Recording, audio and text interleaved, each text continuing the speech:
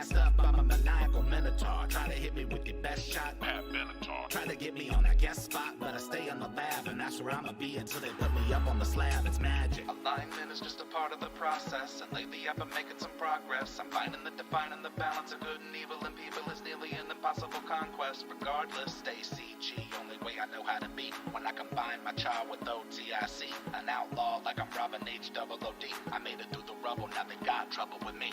Life is short, do with it as you please. You're the only person that you ever have to appease. Or search your weaponry by stepping in DSDs, but you gotta know that nobody gets any guarantees. Seize opportunity, embrace your development, replacing the elements, erasing irrelevance, facing the blatant display of decay and our elegance. Merrick was a man, not an elephant. Tell him on the merit of the self-reflection, minimize any malevolent misdirection, keeping them at a downright distant disconnection, an example of natural selection.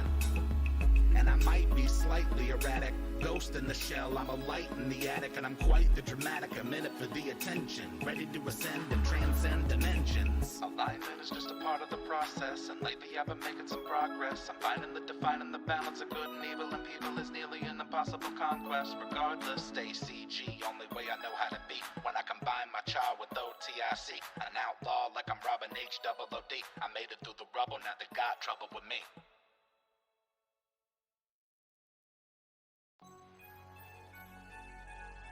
A glass cannon is a character that can put out obscene damage very quickly, but is also incredibly frail. I'm the one that gets it done in the clutch, so you know I never really gotta worry too much. I'm a glass cannon, glass cannon. You don't even want a dose of the smoke, so I'm recommending that you never try to provoke. A glass cannon. I'm a glass cannon. If your objective is blatant confrontation and you haters have greatly underestimated my station, I dominate with divination, I conquer with conjuration, I'm bonkers with evocation, I'm astonishing at abjuration, patiently waiting for my invitation to help alleviate my already unbelievable reputation. No conversation, the brains of the operation, the pain of the population contained in a concentration of a spell slot. I got 27 in the clip, missiles emitting from my fingertips like warships. That's a handgun, damn son, shooting from the hip. Only one using telekinesis to get a grip. Cantrips waiting to be cast off. Prismatic wall, make them all blast off. Cackling my ass off, incapacitating them with laughter. Yazzik ain't the caster you wanna go after. I'm the one that gets it done in the clutch, so you know I never really gotta worry too much. I'm a glass cannon. Glass cannon. You don't even want a dose of the smoke, so I'm recommending that you never try to provoke. A glass cannon. I'm a glass cannon. Anyone wanting to interfere can get weird and witness your worst fears in a 30-foot sphere. I don't care if you're a barbarian or a cavalier. Kick it into high gear, let me make myself clear. The pioneer, I can make your peers disappear, send them to the ethereal plane as if they were never here. Cheers roaring in my ears, dearly revered. I'm happy to domineer any volunteers. Sincerely out of control, top of the totem pole. My cone of cold is freezing them fire trolls whole. I got the strap, just looking to trap souls. I've been snapping my firebolt, leaving smoldering holes. It's incredibly difficult not to acknowledge me. I am a prodigy, you'll read about me in your mythology. Warning, the following content may contain elements that are not suitable for some audiences. Viewer discretion is advised. Welcome back to the Bard's Playhouse presents Fists of the Ruby Phoenix, Episode 5, Danger Island. Thank you so much for joining us. Now let's bring in our wonderful cast, shall we? We have Eldritch Sugar as Merla Thorngage. Always great to be here, dearie. Abe as Arond Cloudstriker. Bang, bang, bang. And Elliot as Bubblegum Sweet. Always a pleasure to be the sweetest one around, and I found my splendor. So cute. Just imagine him being big. Just dashing, Mom. As always, I'm Lumpy Bronzearm, and I'll be your DM for today. Last time, the contestants were attempting to clear and claim the long-abandoned Temple of Irori. On their search, they had found 2 of the 3 silver feathers and the Phoenix amulet needed to clinch their spot in the preliminaries of the Ruby Phoenix tournament. Within the temple, a story began to tell itself, a tale of treachery, mutiny, and betrayal. The monks who originally lived and worshipped here had a silent faction revolt. All were killed in one swift strike, the attackers along with their victims. The trauma of this bloody massacre anchored the monks' souls to this place, for without having their names carved upon the gate shrine, no spirits could add to Irori's perfection. To clear this temple is to set free the victims of a horrible tragedy. Vengeful earthen monk elementals attacked with the power of a sandstorm, but were smashed with the bow staff of the old man statue Merla had enthralled. Within the colorful leftover sand piles was the third silver feather needed to proceed. Searching deeper, the gate shrine was found, surrounded by dozens of wandering spirits. Again and again, the memory of the peaceful monk's slaughter played before the contestants' eyes. Splitting off, Arand and Sir Hop found several useful items as well as the personal effects of the murdered denizens of the temple, including clothes with their names stitched within. Merla and Bubblegum discovered a haunt within the kitchen, ghostly monks slain during evening mealtime prayers. Everyone prepared and shared a meal, helping the spirits to rest. Within the foyer, the last room to search, was found a young Anagobu boy named Amatar. He was sent by his people from the mainland to claim and restore the temple in the name of Irori. After assuring Amatar they meant no harm to him or the temple, Sir Hop and Arand brought him back to the group for some peach bread. Altogether, everyone carved the monks' names into the gate shrine, each glowing and fading, as the spirit is sent to add to Irori's eternal perfection. And that's where we're coming in today. I forgot to share the map earlier, so there you go, y'all. We are within the Temple of Irori. The last name upon the gate shrine has just been carved and released into the hereafter. Amatar looks to all of you and he says, thank you so much. You have done so much to help me clear this temple. How can I ever thank you? Your thanks isn't needed. What was right to be done? Oh. Well, I and my people and Irori appreciate what you have done. Please, you are free to stay here as much as you'd like. I will stay while you are out doing your tournament and try to clean up the place as best I can, make it look nicer for when you arrive. Yeah, as long as you can make this almost like a safe haven if we do need something or someplace to go. That's all we need. You have been here long enough fighting, and we've done the best we could for this. And we just, want things to be as good as they can, and we don't want to utilize your resources unless we need to. This is yours now. Wow. Irori, bless you. Thank you so much. It will mean so much to everyone in my village that I have reclaimed this temple in the name of Irori. Perhaps now I shall be a man.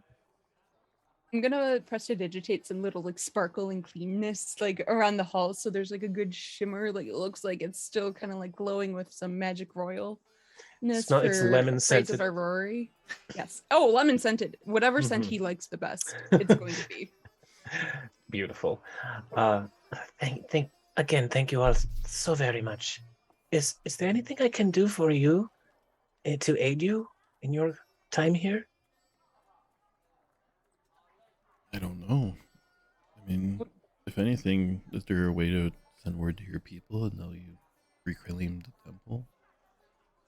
I believe I can get word back to them, yes. It will take a little bit of doing to get it across the water, but there are ships that come and go. Excellent. The main priority, I think, is keeping you safe. Exactly. I think all of us should keep each other safe. It is a dangerous island here. Yes. Not so much for us. We kind of have to get straight into that. Absolutely. Will you be staying the night here to rest before you head out? That's probably a good idea. Yes, very much so. Yes. I think it would be good. Well, there is, as you know, there are beds to the south here, and he points to the room to the south with all those rotted straw mats, and he says, but they are not the nicest smelling beds. I have set up in the art room over to the west there, but any of you are welcome to stay anywhere you would like, obviously. I could help with the smell. Don't worry. Oh, that would be wonderful. It is quite bad in some areas.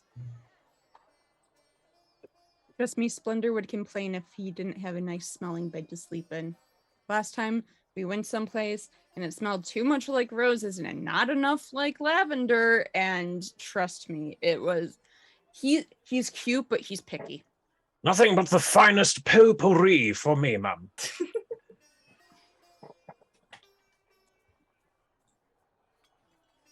Yep. Keep letting him push you around. He's gonna be the one. You're gonna be his familiar. Stop giving away my plans, sir. Do it. So yeah, at this point, it's roughly dinner time. You've been kind of pretty busy this day clearing out this temple. So Amatar at this point is going off to get some some food from the forest. He's going to go forage, gather some berries and nuts, things of that nature. I'm gonna join him. Okay, great. Tell me like if there's anything around that is like really great to eat that he's wanted that he hasn't had in a long time. Anything that I can assist with and I can cook for him.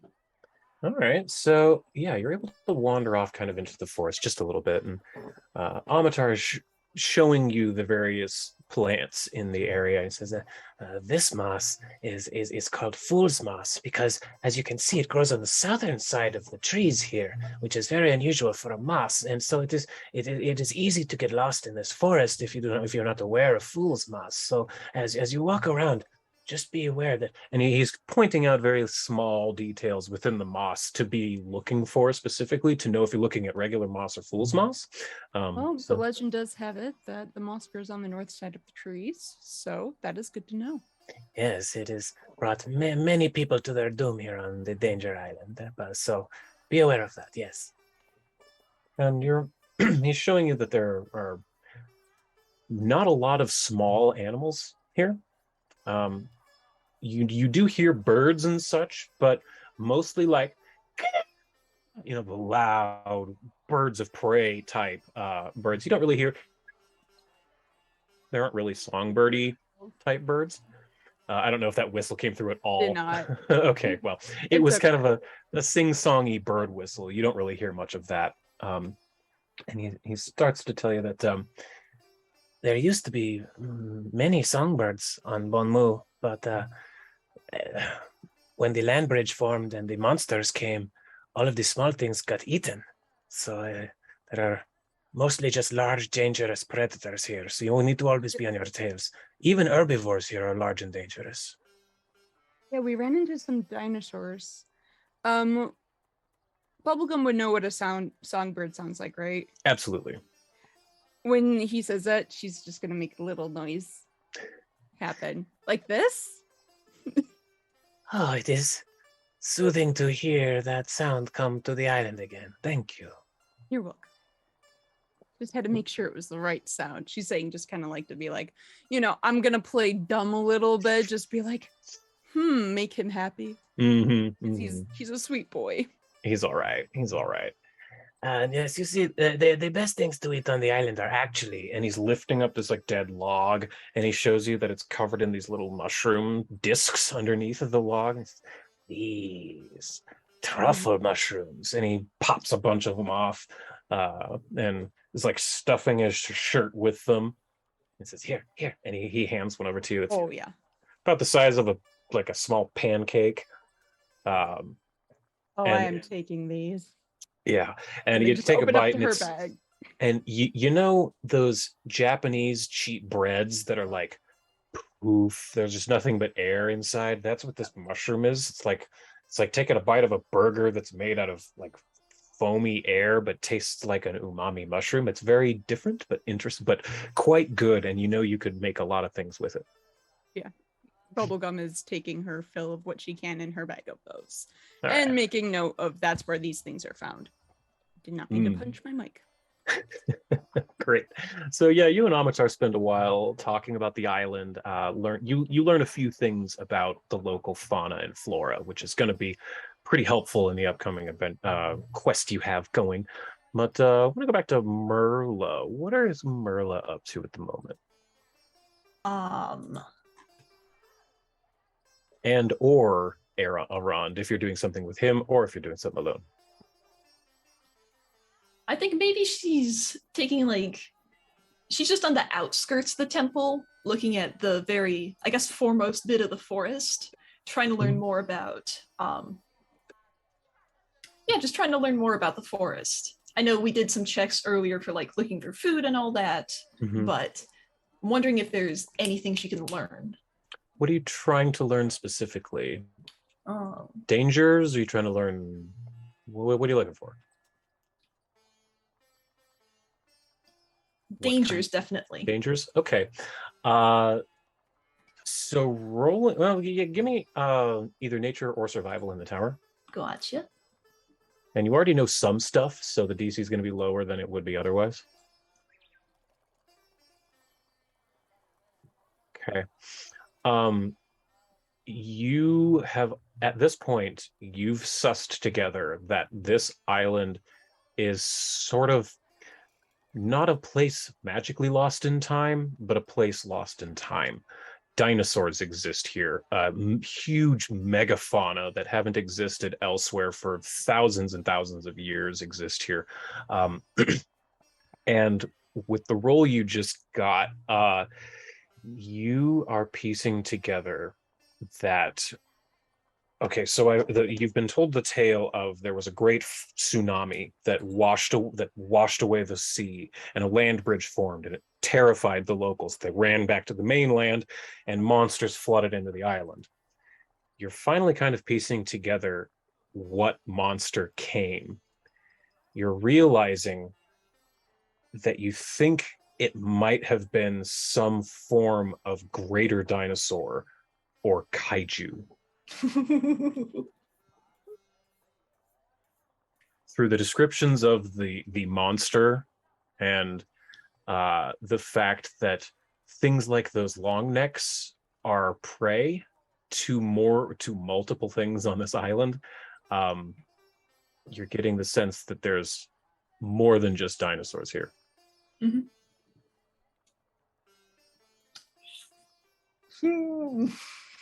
Now give me religion in the tower as well. Oh. So I'm thinking of something else that you would potentially know. Okay. You're also aware at this point that this island had a lot of ancient temples and old gods that have been mostly forgotten. But you're aware that in this pantheon, in this, I don't know the right word, in Galarian's goditude, a god's power is kind of proportional to how many followers they have. So the more followers, the stronger they are.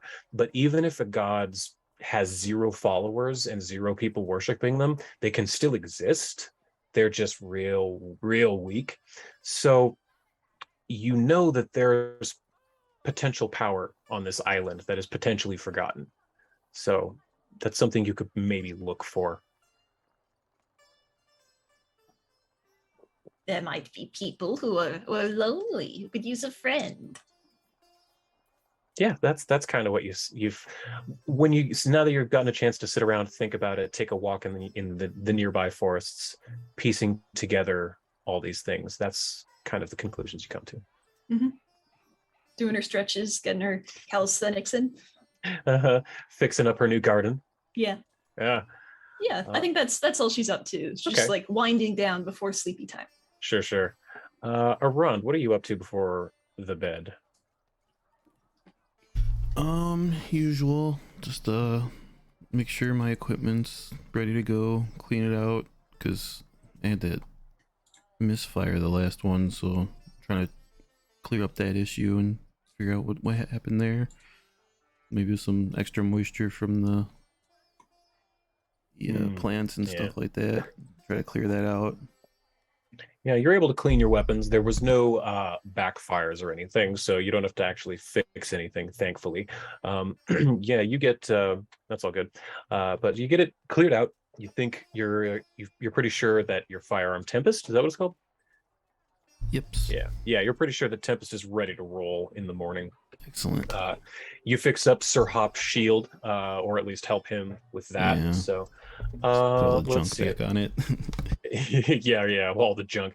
Looks like Sir Hop and Arand could use a little healing if you want to do any of that before you hit the hay, because I'm sure Merla has at least a couple of spare spell slots.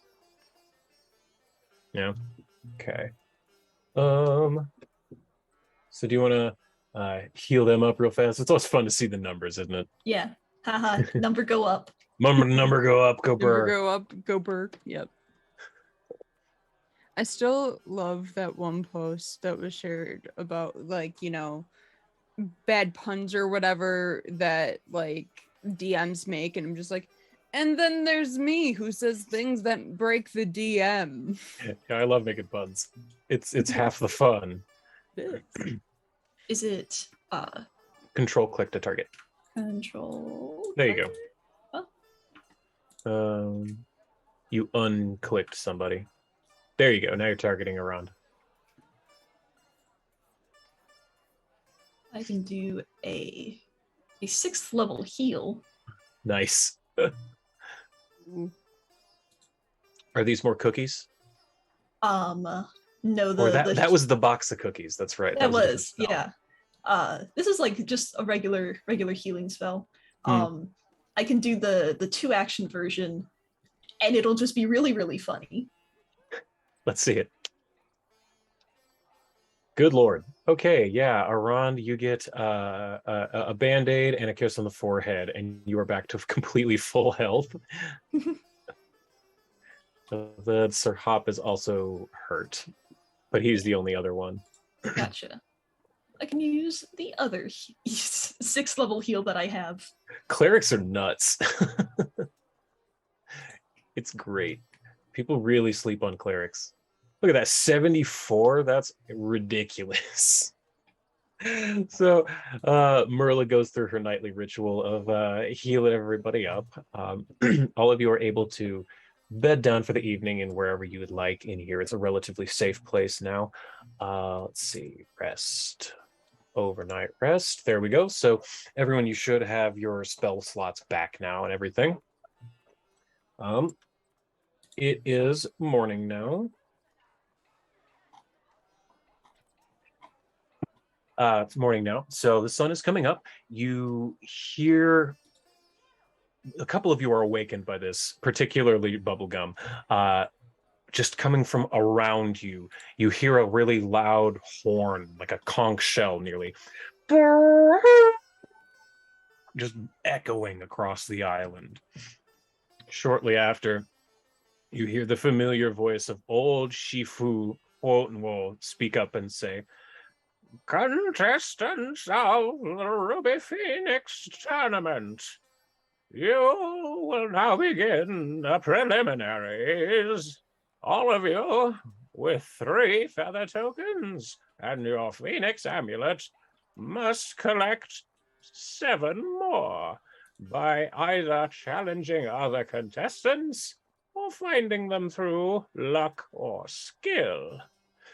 All competitor battles must be done at approved fighting sites under the watchful eye of an enforcer. All other non-sanctioned fights may not be for feather tokens. Remember, you are being watched and judged. Any cheating can count towards disqualification. Now, the day begins at sunrise and ends at midnight, giving everyone a chance to rest at night. Now, go forth, and good luck to you all." The voice kind of fades out.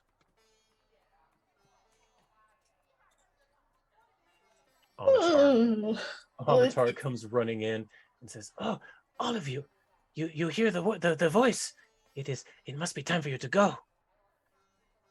It seems like that. Well, I guess we can plan out what we're going to do today. Are we going to look, or are we going to pick fights? Oh, Marla, what do you feel like? Do you feel like fighting a little bit more? Well, he did tell us about that other group that was terribly mean. Yeah, I think we should search them out, pick a fight, and show them who's who and what's what. Yeah. I did see that when they left here, they were headed to the north and the east, but I did not catch any of their names. Something about the light. Light. Their team name had something to do with light. I Oh. cannot remember. I apologize. Oh, that's all right. We don't even have a name right now, so it's fine. You know. If you want, I can describe them to you because I know it's been Yes, please. a minute. Where are they? Is that them? No. Oh. No. I think I found it. Okay, there we go. Yes, so I'm not going to do this one in character since I already did. One of them is a rat folk who has like potions and poisons. Remember, because I was like, oh I god, wrote a I'm note. describing Khan, and it's not Khan. I wrote a note in our Discord. Oh, thank God, past me is smart. Oh, you did? Nice. Yeah, then there's a really buff goblin.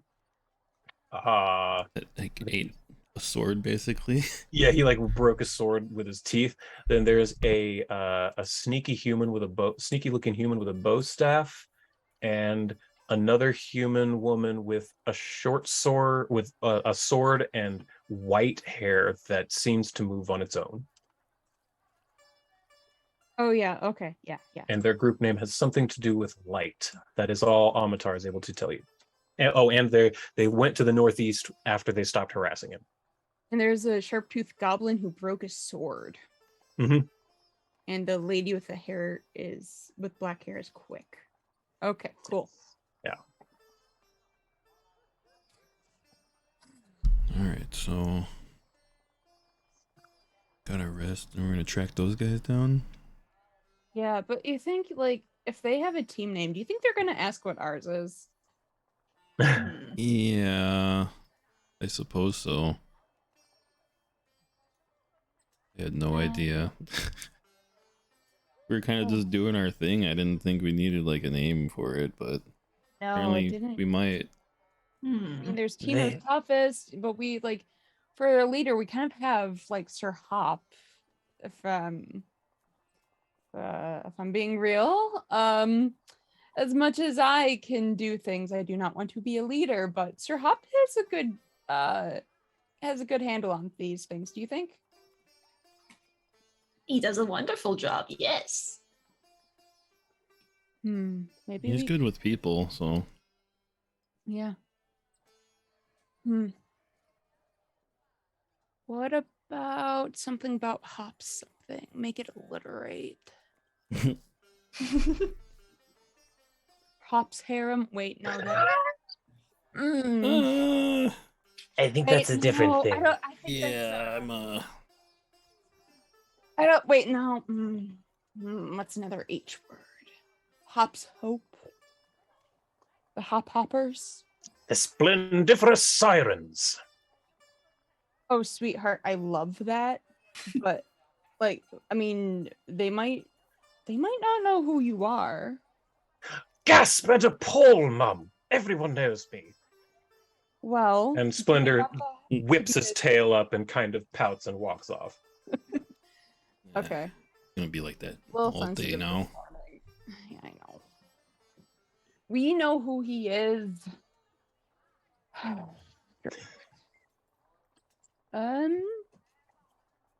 don't know. Harlow. Maybe something will pop up as we're going. Yeah, we'll walk and talk, as they say. Yeah. Yeah. Well, I Just hope all spitball of in you. here. I hope all of you the best. Please do not die. It is the Danger Island is a very apt nickname for Bonmu. So please keep your head on a swivel so that it does not end up on a spike. Yeah. Let's do Yeah. that. So I have a map for you because it was given to you by Ingdani. So you can close Yeah. out the temple map we were at if you'd like, because we're done with it. All right. So this is the island of Donmu, Danger Island. Let me circle where you're at. You're like down at the bottom, right? You are right here where it says A. Okay. Inside that circle, the point at A, that's where you're at. And Amatar said that the bad dudes, the light people, went to the northeast. So if your goal is to hunt them, that's your one clue. So the northeast. Somewhere Gotcha. in this like point.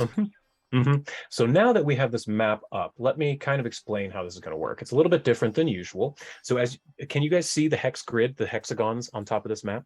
Yeah. Yes, you can. Good. So this is a hex grid for anyone who's never done a hex crawl. Each one of these grids each one of these hexes takes approximately 30 minutes to walk across. So having 16 hours in a day, you could do up to 32 of these in a single day. You've got, I think it is 3 days to get all of the feather tokens you need. So you should have plenty of time to go around, do as much as you need, get back, take your long rest every night. This game is really set up to give every group a long rest every night. So you can, unless I decide to fuck with you, which I don't think I will because I'm going to run it by the book, you should be able to get a long rest every night. Unless I decide to be a real bastard, but you can pretty much assume you can. Okay. We're down here. I'm wondering if maybe they went up to this beach up here. Up by the water.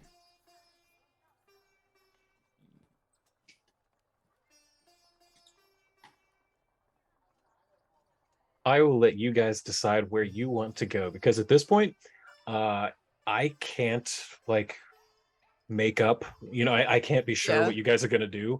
Yeah. So I roughly know what is supposed to happen around you guys. So it's completely up to you guys what we do here at this point. Gotcha. I say maybe we stick to the coast unless something like deeper in sounds like there's trouble or something. And we go along the coast to we still have some daylight to see. All right. Yeah. You want to go north and around the tip of this island? Northeast is where they where we were told where those bad guys were. So yeah, we go north along the coast and northeastern. So we just kind of stick along the coast because that's northeast-ish.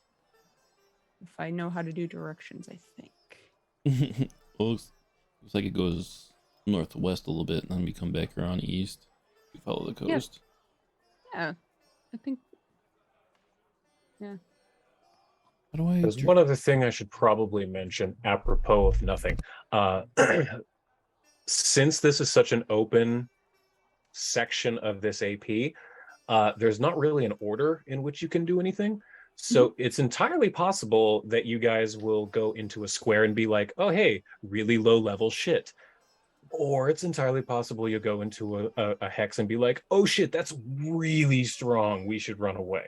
So don't assume you can fight everything. Good to know. Right. I forgot to mention that definitely good earlier. to know. Yeah. Because of the way this is set up, because I can't really railroad you, the chances of you running into something that's really strong are there. Okay. That's fine. I usually kind of have a good knowledgeable guess on things, so we're in the clear there. That's true. You can. You're usually good at that. Yep. Okay. So was the decision to head up the coast over the kind of going northeast and then curve around? Are you going to follow the coast all the way around, or are you just going to curve around this mountain, the D1 mountain? I think I'm okay with curving around the mountain. Does anybody else want to do something different? I think Yeah, the we can less, curve around. Yeah. Yeah. As opposed to going H3, G5, H4, F13, then down. No. Yeah. Just curve across. Cool. Yep. Got it. All right. So you start heading a little bit north and west because you remember roughly how you came from the coast. So you're heading there, and it does not take you very long to get to hear the spray of the water. And you're walking down the beach, and you do come across. Oh, well, give me perception checks, everyone, in the tower, please. The water is very cool because it's still morning. The sun has peaked up over the horizon, so you're enjoying yourself. Around, you haven't seen a sunrise like this in a long time. You're really taking in its beauty. You're not really paying attention to much else. It's kind of breathtaking, actually. The water is clean. It's blue. There's just bottomless bubblegum. You're pretty similar. Like, this is a pretty truly beautiful place.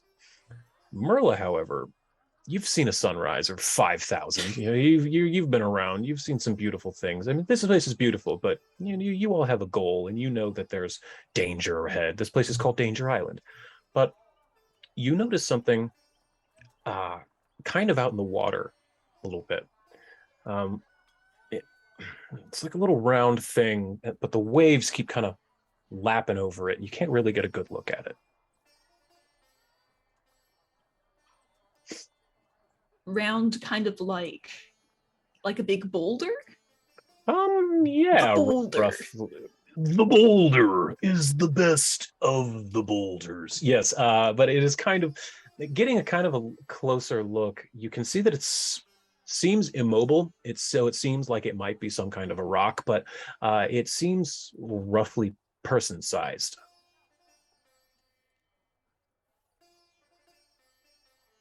I'll point it out to my companions. Do we want to deal with that?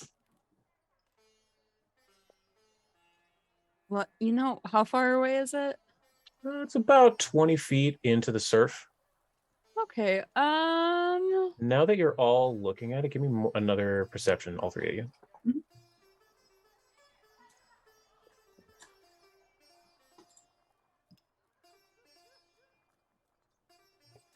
Okay.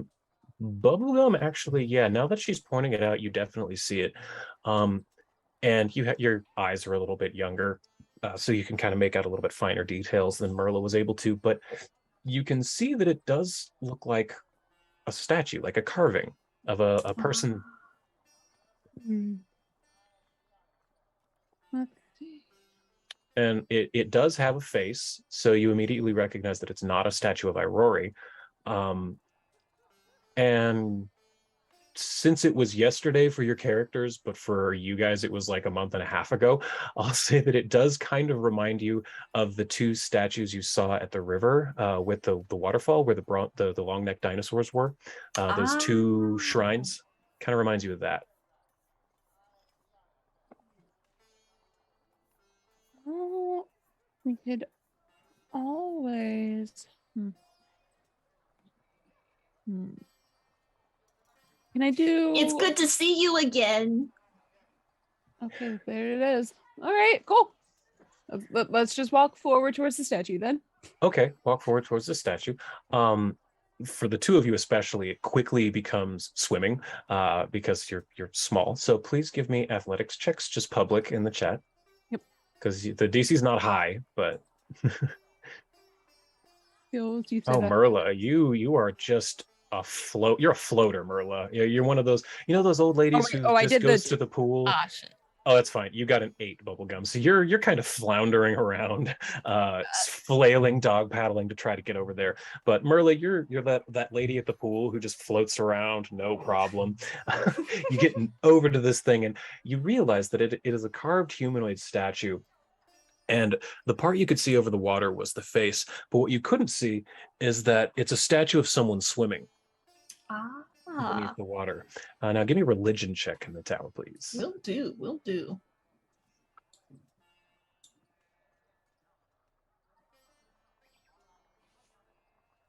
Just going to tell you got a nat 20. Let's go! Always with the statues, baby. It's yeah, you and statues. Like, let's see, can I? I love it. Yeah, look at that. 39, which Wait, if you know your bonus is 19. Yeah, so as you said, just like the other statues, you realize that this is one of the forgotten gods from the before times. This, you don't know its name, but you from the iconography, from its location into the surf from the beach, you get the sense that this is some god of sailing, swimming, navigation, something of that sense. And again, with that nat 20, I'm going to give you kind of that clericy tingle that you feel that just swimming before this statue is enough to pay homage to the domain of this deity. Maybe So essentially, yeah, just on one going of for a its nice swim. yeah, I'll like duck down into the surf. Do I have any like plant growing cantrips? I don't know. That's a great question. You're a I'm druid. too used to like druid craft from 5e. I think, let's see here. Spells. Nah. No. I'll pull some like, I don't know, water plants that I keep in like a jar in my backpack. I'll like open it up. I'll arrange like a little bouquet and just kind of like try to stick it to the statue so it won't wash away into the surf. That's lovely. So yeah, you put these aquatic plants that you've just had in a jar under your hat for a while, and it makes for a really lovely what's the word? An offering, a really lovely offering to this god of the sea, god of the surf, and you're both just kind of floating around, swimming around, having a really wonderful time in this cool, clean water. And let me see. All right. Someone says, "Hey, get out of our pool!" As you're doing this, you're relaxing, and in your head you hear the name Jinya Por. And for the remainder of your stay on Bon Mu, whenever any of you roll a success at an athletics check to swim, you get a critical success instead. Oh, Let's crap. go! So Nice. please, someone, all of you, someone write that down. I will forget. There's no way I'm going to remember that. So yeah, all of you write that down. Swim checks, a success is a critical success automatically for all four of you. This is what happens when you give honor to the forgotten gods. You get little bonuses. This Oh, is what boy. happens when you're nice to statues. Exactly. All right. So swim checks are what now? Swim checks, any success becomes a critical success instead. You can still fail. Yeah, but if you succeed, you super succeed. Yeah, you super succeed, exactly. So now we can just swim around this whole island. Up and down that river or whatever. Yeah, Because there is a river, right? Yeah, it's on the other side. I'm gonna swim against the river. Let's see here. Oh, I Gonna can be like a finally salmon. swim again. Woof.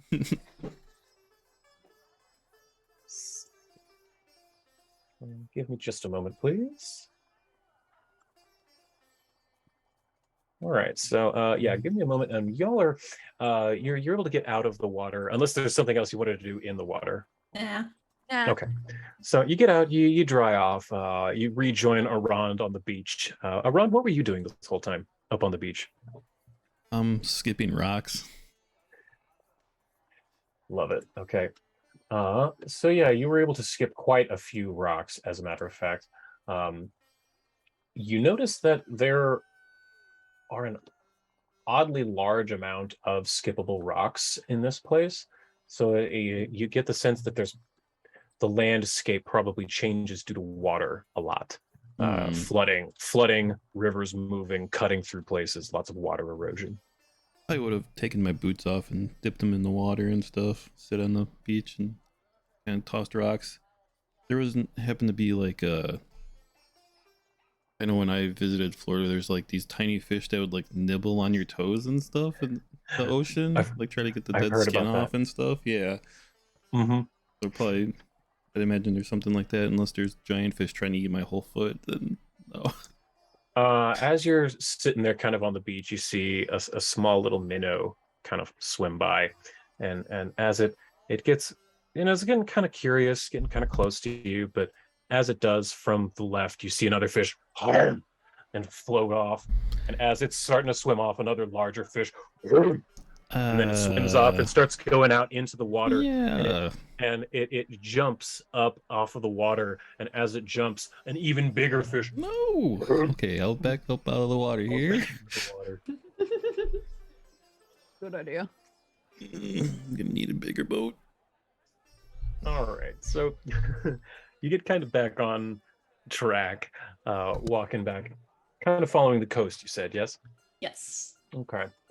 So then, the coast does have on the left. It's sort of turns into more green, shrub, brush, low kind of plants, and on your right to the east is where the tree line is, and you can see that that mountain, the D1 area, is pretty close. So you can see that there's a short way you could cut through this forest to be able to follow around the curve of the mountain, so that you don't have to go way out of your way to get to where you're headed. Okay. So you're doing that, and you're able to cut through the forest relatively quickly. It's only a couple of 100 meters. You get through it without issue. So once it starts to open up into sort of a more grassy footland area of this place. And let me see if I can turn off the lighting. I hate that. There we go. Can you see that all right? Yes. Yeah. Fantastic. So you see essentially what you see. It's a large kind of grassy area with some trees, some low-lying brush. There's a small pond.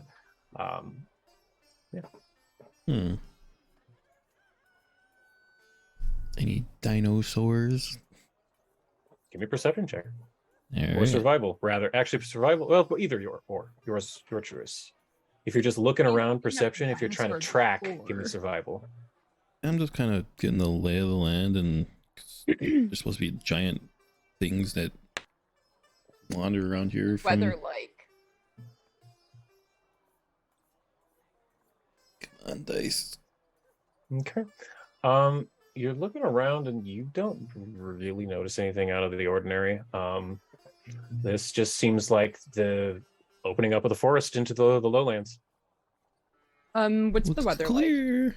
Is there anything like precipitating, or is there any mist, or what's the surroundings looking like? It's still early morning, so it's still a little chilly, but there's no real precipitation or well, I suppose there's a little bit of fog in this area because it's kind of close to a small body of water. So there's a little bit of lake fog, I'd say. But it doesn't like It's look. not like thick. Okay. Yeah, no, I was just trying to see if there's anything non-magical that if it just looks non-magical or if it's something like that. So Yeah, Okay. seems to be a non-magical area. You don't get any, the hair standing up at the back of your neck kind of things. okay, perfect. Mhm. Are we free to move, or Yes. Oh, I'm sorry. Yes, you are free to move. I just wanted to make sure, unlock. There you like, go. Yes, you are free to do what you would like. okay, I wasn't sure, like, we were supposed to figure things out here. Guess I'm just gonna start coming along these trees here and just Okay. be cautious. Because everyone warns us about this place, so Yeah, I don't want to Put Sir Hop stray up too front. far from everyone. yeah. Okay, that's great. Not putting everyone too far away from each other. So when you get to here-ish, you can see that there is this kind of big pool of water here. Could everyone give me perception checks in the tower, please? Yeah. Sure.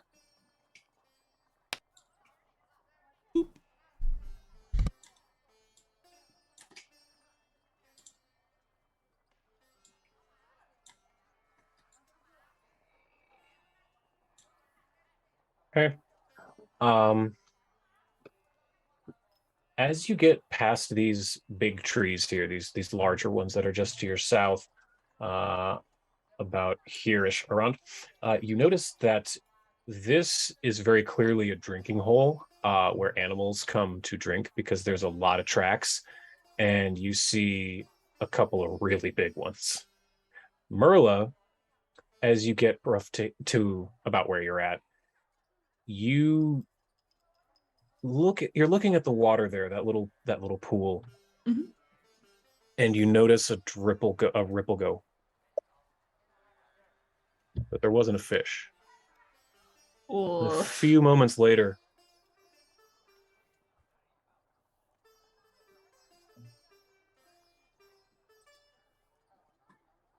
like a drop of water, or just a ripple across the surface. as though something nearby went, Maybe we should not be here right now. Did And- I see anything, or am I just kind of you like saw nothing. thought so? So you said saw some traps? Tracks, Tracks, okay. feet. Okay. I'd be able to kind of tell what they are and give you. Give me a survival check, please. Do you want public or power? Sure, public is fine.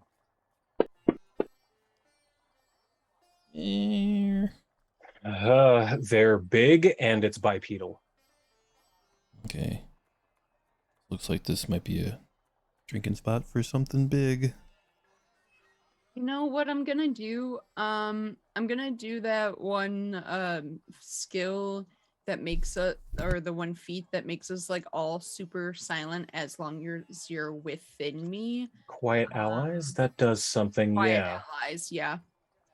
I'm That gonna makes it- cast that as I see Marla kind of be like, oh boy. I'm like, okay, let's get a little quiet. Just stay near me, okay? Who of you has the worst stealth skill? Bubblegum's at a 19. Aron, you have A plus 14. Or 16. Plus 16, yeah.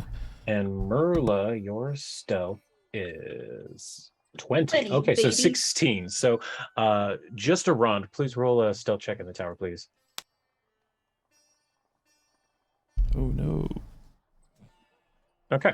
Let me see a thing real quick.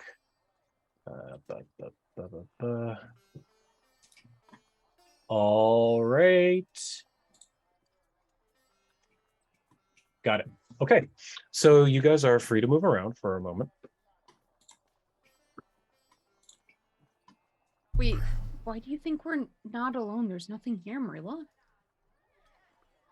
If you look Hmm. over in the pond, something's shaking the ground to make the water ripple. And as you say that, and Bubblegum, you look over to the pond, you see it as well. It's as though someone dropped a rock in the center, but without the rock. I think there's some kind of predator waiting in there for something to drink from the water. Seeing those fish on the coast, it sounds just about the right thing. We're good on water though. We got like a good amount from that, you Mhm. know, from that Oh, well. well, So yeah. we should just walk past this. Just not bother. You sure? We don't need it right now. Yes, All absolutely. right. Yeah. Nope. Let's keep moving. All right. Okay. As you are walking through there, one last perception check in the tower, everyone, please. All right. I just find it funny that I saw nothing and I have an 18 for a plus. You've just been rolling rocks. Okay. So as you're starting to walk away to the east, Merla, you not only see it again in the pond, but you can feel it in your feet. It's not coming from the pond. You turn your head to the left and you see the most massive lizard you've ever seen in your life. Dear. Standing upon two legs, fangs the size of swords. This massive lizard begins sniffing the air.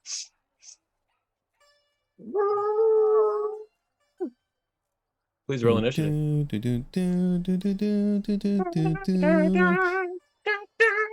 Whoops, I did not mean to do that. Roll your own initiative. Or let me just, yeah, roll your own, please. I didn't mean to roll yours. Sorry. Okay, that's fine. Yep, I did not mean to roll you guys's. Yep.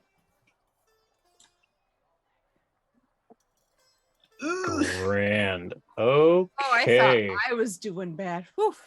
All right, Aron, you get your 10 paces, first and Yeah. foremost. Oh shit. I'm alone in this. I'm not going towards that thing, so let's go back over here.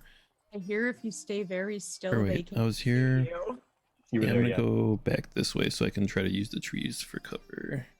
Okay. And then, shit. I don't know if I want to draw its attention by shooting at it. I suppose I'll hold my action because that's like 2 actions, right? Mm-hmm. And if it... Oh, no, it's not your turn. It was just the 10 paces thing. Oh, okay. Never mind then. Yeah. So let's see here. That makes it... I'm just going to say it's a Tyrannosaurus Imperator.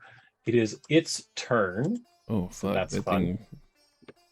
So it's going... I guess it would have been here. So it's going to move 5, 10, 15, 20, 25, 30, 35, 40.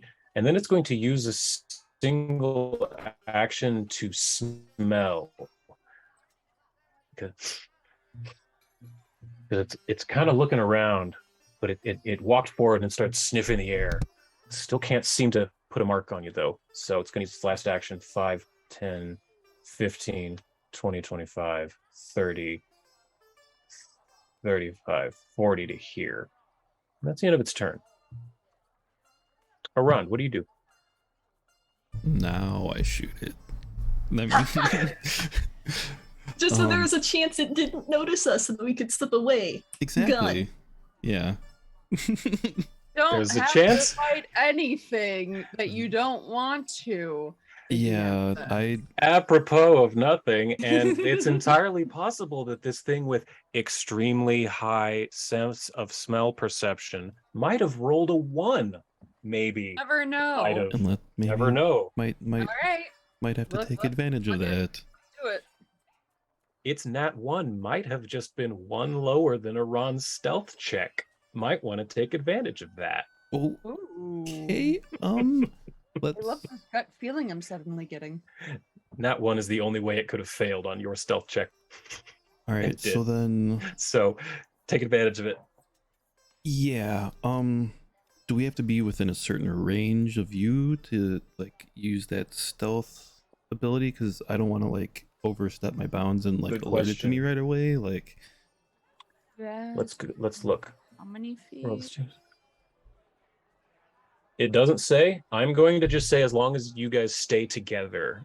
Okay. Because the flavor or the intent of the feat is more like, step here, don't step on that twig. Like Bubblegum's kind of helping you out with the stealth. So I'll say as long as you're kind of together, I'll still roll over the same stealth check. all right. So I suppose I'll just make my way to this tree line and just like wave everyone to come and use it as a means of escape. Use the trees as like a guard, I guess, or a block from a site. That's what it's essentially using. Now I guess I will hold an action in case. Okay. So what are you holding? Like a shooting or something? Yeah, if it decides to like train itself on my allies or come and attack us or Okay. anything, then I will attempt to engage it. Very cool. But yeah, look at this. Iran, your untrained stealth was that. It was at 27. The Tyrannosaurus. Oh, 20. dear Yeah. Lord. All right. So, like I said, take advantage of what just happened. Yeah. Yeah, so you move over there and you're kind of flagging your group over, it's and you've gonna- held an action. So if that thing makes any motion towards your party as a reaction, you can just give it a shot. Sounds Okay, good. that's your turn. Merla, you are up now. All right, let's go.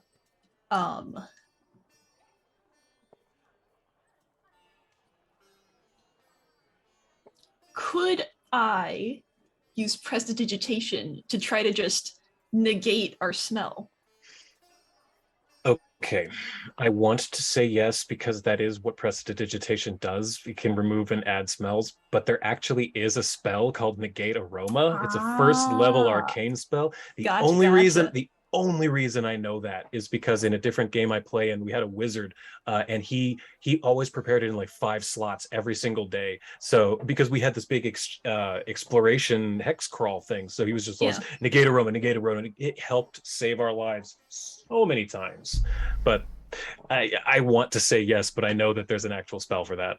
I Instead of gotcha, I gotcha. negating the aroma, could you perhaps mask it by making it smell like the things around There, us? yes, True. that I will allow. Yes, you can use prestidigitation to change your smell, but not yes. Gotcha. Yes. We're just foliage. There's nothing here. There's no morsels. We're just some ferns. So you smell like plants or pollen or something. Mhm. Okay, I like that. So that's Yeah. prestidigitation is what, 1 action or 2? It's 2. Okay. 2. So you have 1 action with which to move if you would like. Yeah. 1, 2, 3, 4. If I wanted to like try to be sneaky, would that have a movement penalty? It does. It cuts it in half. But Okay, all of cool. you you're already sneaking anyway. So it's You're already already cut in half. Yeah. Yeah. So then just 15 feet. And 15, that'll be my that's turn. right, yes. Fantastic. Sir Hop he's very clearly understands what's going on here. So he's as well going to 5, 10, 15 to here. And then he's definitely going to raise his shield. But then he's going to kind of try and get out of plain view. 5, 10, 15, because he would want to be the food, right? Wouldn't he put himself in the way of a predator? He would. Yeah, he would. So he's going to move over to there and raise his shield. That's Sir Hop's whole turn. So Bubblegum, Gotcha. it's you now. I'm gonna go into gaseous form, Mm, and I'm gonna conceal us as we walk. I like it. I like it a lot. So that's 2. So go ahead and click the button for gaseous form so that you cast it. The little circle to the left of it. That one? Yeah, wonderful. That's perfect. 5 minutes. Yep. So you are now your form just melts into fog as you encompass your friends in a fog. So now all of you, I'm going to say, are concealed as you're moving. So that was 2 actions. So Bubblegum, you have 1 action to move, and you put yourself there. Good. And then Splendor as well moved. So that's fantastic. Top of the round. I think the Tyrannus, I'm going to say it. No, it didn't find anything. So it's going to start taking a drink from this pond. It hasn't seen anything. It didn't smell you guys because it critically failed. I can't think of a reason to give it another try. Thank you, I'm Mommy. trying really hard to come up with a justification for letting it try again to smell you guys, and all I would need to roll is a 2. I can't in good conscience do it. Iroran, it's your turn. It's just getting water. It's drinking. All right, now I shoot it because it's defenseless. Come on, you can do 260 damage in 1 shot, right? I hope so. I just used no, a 4th level spell for what now? Hmm? I just used a 4th level spell for what now? I guess now that we're kind of out of the way, I'm just gonna keep getting out of this. You basically just need to make it to the far right edge of the map. Yeah, I'm gonna make. And my remember, way. you're at half speed. Okay, so I was here. Mm-hmm. 3, because I have 30 feet. Mm-hmm. Yeah. So you get 3 squares, 15. Yep. So right there. Yep. Just kind of rush over to the next tree. Okay. Then same thing. If it somehow alerted to our presence, then I will Oh, hold the okay. You're action to preparing. fire, You're holding an yeah. action again. All right, cool. Merla, you are now good to go. All right. 2, 3 is 1 action. Mm-hmm. 1, 2, 3 is a second action.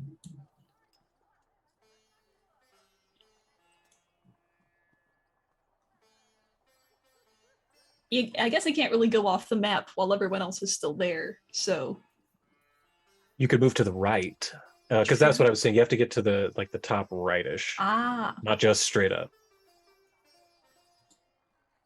2, 3. Cool. All right, Sir Hop. He is going to hold his turn until Bubblegum. So I'm going to change his initiative to a 22. He's just kind of waving you through, Bubblegum. So that means it's your turn now. I want to do discern secrets on it just to, Cool. you know, if we run into another one of these, I know what we're dealing with. Give me a, this is just a beast. Give me a nature with a +1 in the tower, please. Okay. Cannot justify occultism on this one, sorry. Yeah, it's okay. This is an animal. This is an animal. This is a dinosaur that is very clearly a predator. That's all I know. That's all you got. Yep. All right. It's a big dangerous lizard. Yep. Big dangerous lizard. I know nothing of animals other than Splendor. Yeah. So with that, I'm also going to move. How much is each? 5? Yeah, so 3 squares. Okay. Yeah, that's my one action, and I will use the other one to go right there. Splendor is flying 1, 2, 3 in between the bushes to kind of catch up. All right. Splendor. Now it's Sir Hop. He is going to back up 1, 2, 3. 1, 2, 3. And he's going to raise his shield while he's kind of trying to get you guys to walk past him. End of the round. Again, I really want to because but it critically failed. I can't, so it's just getting more water. It's still drinking. Iroran, I'm going to say that this is probably your last round before it's going to stop drinking. Because it's going to get its fill sometime. So Iroran, you're up, and you might be muted. Oh, sorry. Yeah. Yeah, there you are. All right. Oh boy. All right.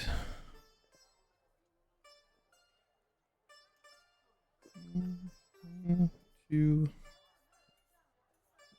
3. Use Splendor as a shield. As a shield, you could make it off the map if you just go. The whole point is to get all of you off the map as quickly as possible. So, okay, so I could just be like, well, to the far right. Okay, yeah, because that's as far as I can go with the 3 movements. But I suppose if I use, if I use all 3 actions, yeah. Yeah, if you use all 3 actions, you can do it. 2, 3, 1, 2, 3. Now, you are now safe, Iroran. As long as you don't fire your gun, you are officially off the combat and safe off the map. Merla, you are now up. All right. 1, 2, 3. 1, 2, 3. All right. Perfect. 3. Merla is now officially safe. Bubblegum. Yep. Me and Splendor are gonna 1, 2, 3 that, and 1, 2, 3, and 1, 2. All right. 3, and then you can use your couple of actions to move Splendor. That's you and Splendor are now safe. And then Sir Hop, just for flavor, is going to leap into the air and off the map. Sounds great. All right, so well done. All of you have defeated the encounter with the Tyrannosaurus. Wonderful. So you can close out of that map if you'd like. We barely got out of that by that failure. That was the luck of the nat 1. That's because again, it was only going by Iran's stealth check, which was a 27, and that thing had a +25 to perception, and I rolled a 1. Good lord. All right, so back to the map of Bonmu. You are essentially at G5 over on the far left, but you can kind of you're more in the hex that's just to the right of that. So the next thing would be kind of curving around the mountain. So as you sneak away from the large, terrifying lizard, this mountain over on your right, you're beginning to hear the sound of rushing water like a river. And you can see that river on the map there. So.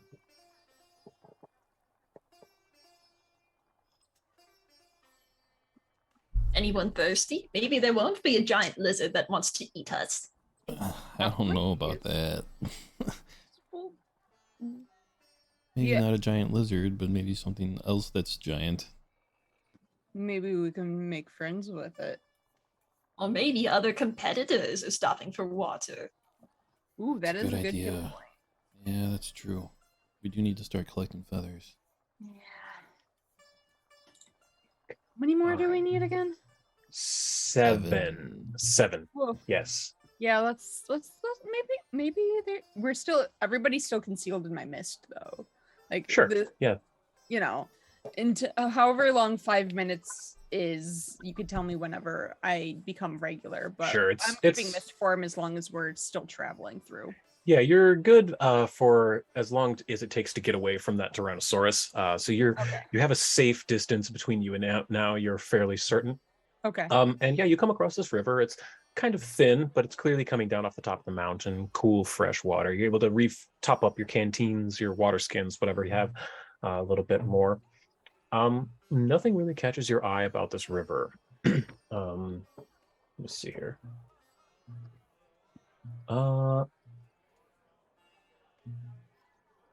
Okay. So you're continuing on, and you get to the end of the river, which is at the coast. It does not take very long to get to that. You see the kind of the northeast coast where it goes into that little bay area on the map. And you can see that it does curve around to the east into sort of a sandbar. And as you're walking along the beach, it's really pleasant, just like earlier. But everything here is so deceiving. You're really kind of trying to remember that and stay on your toes. Just give me perception checks, please, everyone in the tower.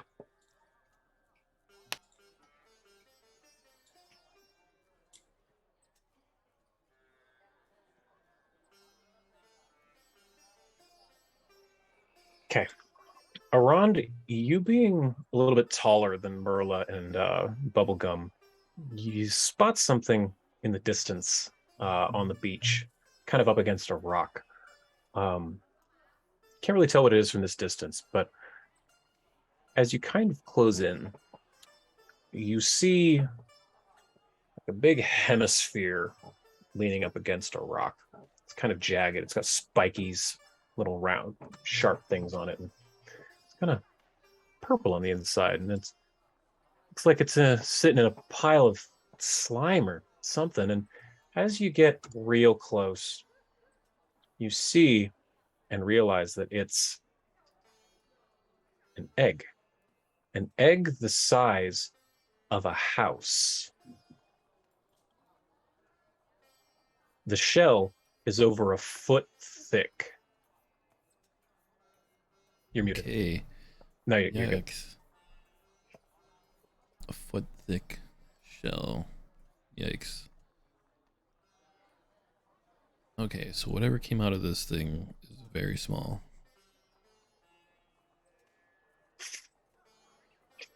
Only slightly smaller than a house. Yeah. Yes. Depends on what your perception of a house is. Houses are pretty big to me no matter where I go. Well.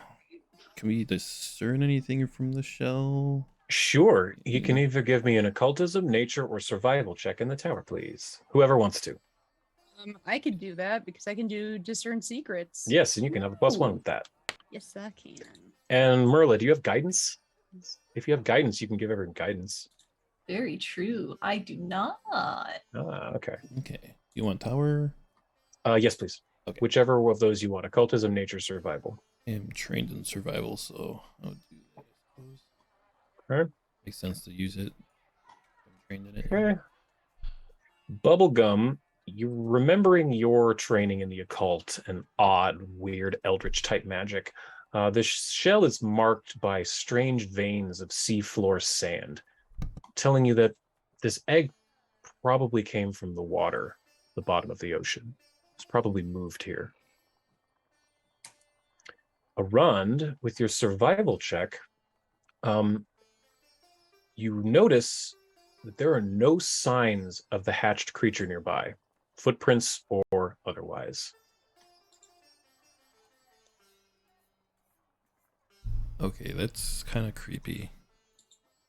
Something came out of the shell but left no tracks whatsoever. I mean, it washed up from the shore. This isn't. See, there's sand in there. That's That came from the ocean. I know that. Oh. So it might have washed up already broken. Yeah.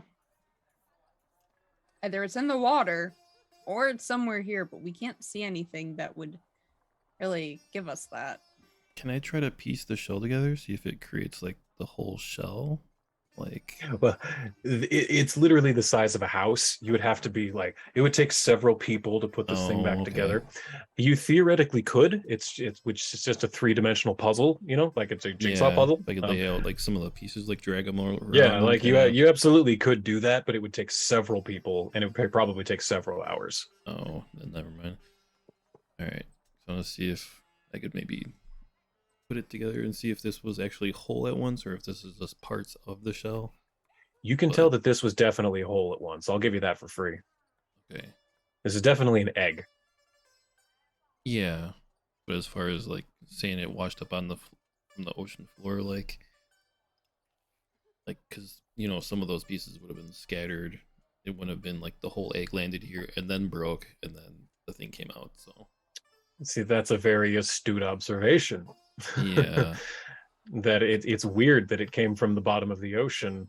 and then there's no signs of And something that and came there's out of it. yeah. Mhm. All right, we need to keep on our And toes. whatever 'cause came out I left don't no footprints. trust this thing. Yeah, nope. If it Okay. came from the ocean, why would it? I don't know. I'm thinking All it can signs fly, but why would that make sense if it came from the ocean? I don't know. I don't like this. We need to get the hell away from this thing. Looks forward. So are you walking away from the eggshell? Yeah. Yeah. Maybe Okay. I can chip off a part of it and bring it with just All right. I don't know. Let's see here. So at this point, let's see here. We have a couple of different options. So basically there are kind of a few are you all looking at the Bone Moon map, the Danger Island map? Yep. Yes. So you're currently at Q on that little beach there. I'm being honest. There's no indicators of letters on the map. Oh shit! I might be Mhm. I might be hiding those. I'm sorry. 1 second. I am. Now, do you start seeing them? Not yet. How about now? Yes. Yeah. Oh, there we go. There we go. Now you can see them. Yeah. Yeah. All right. Sorry about that. Yes. So let me at least. Okay. So Q is here. Mm. All right. So that's where you're at. Let me get rid of that. Clear. There we go. So yeah, you're at Q. You started originally at A, which is 2 hexes down and left, and you kind of went around up to Q. So you were told to go north and east from A. So you know that you're kind of looking in the F8, CN, F12, kind of that arc, probably somewhere in there is roughly where you're wanting to search. So basically, I just need to know, are you going to be going south and east or east? Or I guess you could go south and west to closer to the D1. Then you as a group can decide that. And actually, I think this would be a perfect time for us to take a quick break while you guys decide which direction you want to go. How about that? Okay. How about Sounds that? good. That All sounds right, good. I'm about that. So hope everyone will join us in about 10, 15 minutes roughly as we take a quick break to decide where to go next. Thanks so much for joining us, and we hope you'll be back in just a minute. Thanks.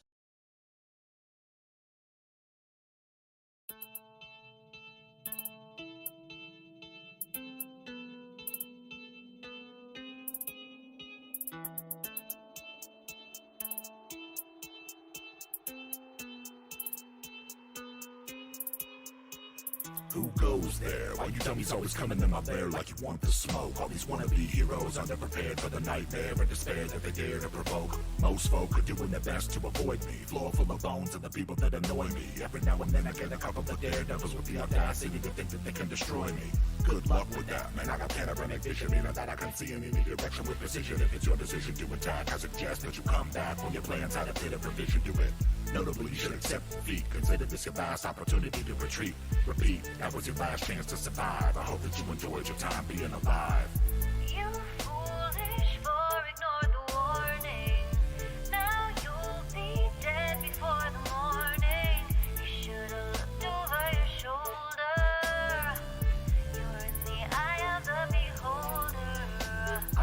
tyrant. Get it? I've actually been told that I'm a pretty funny guy. Wait a minute, what were we discussing? I lost my train of thought. Oh, that's right, you were just about to die.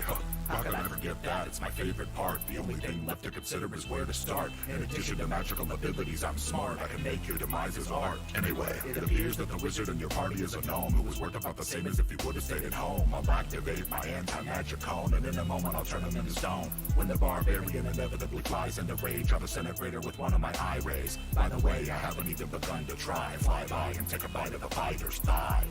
You foolish for ignore the warning. Now you'll be dead before the morning. You should have looked over your shoulder. You're in the eye of the beholder. While the fighter attempts to collect himself, he bleeds out on the space I dismembered him in. I wouldn't waste time telling me your names. I can guarantee that nobody's ever gonna remember them. Then again, you'll be on the list of my victims at the bottom of a column of other anonymous prey. You should take a minute to reflect on the day and the last words you'll ever say. Time's up. You're the lone survivor, the last one left. And halfling rogues are admittedly deft, but you broke into my home and you've stolen my time. I'm afraid I cannot allow theft. Throw you up into the air with my telekinesis. Finger of death to obliterate you into pieces, and that's that. Wink and a tip of the hat. That was good for my practice. Thanks for the chat. You foolish for ignore the warning. Now you'll be dead before the morning. You should have looked over your shoulder. You're in the eye of the beholder. Yeah, you foolish for ignore the warning. Now you'll be dead before the morning. You should have looked over your shoulder. You're in the eye of the beholder. I'm like a falling star, I burn alone. I've got a heart without a home. Underneath this empty sky, just waiting for a sign. And it seems to me that gravity has got its hold on me, but I'm about to break free. Mothership, take me home tonight. Help me find a way to turn this darkness into light. Oh, mothership, take me home tonight. Help me find a way to turn this darkness into light. Like a flare without a spark, a shadow wish into the dark. Far across the galaxy is where I dream to be. And it seems to me astrology has got its plans for me. I just gotta believe. Oh, mothership, take me home tonight. Help me find a way to turn this darkness into light. Oh, mothership, take me home tonight. Help me find a way to turn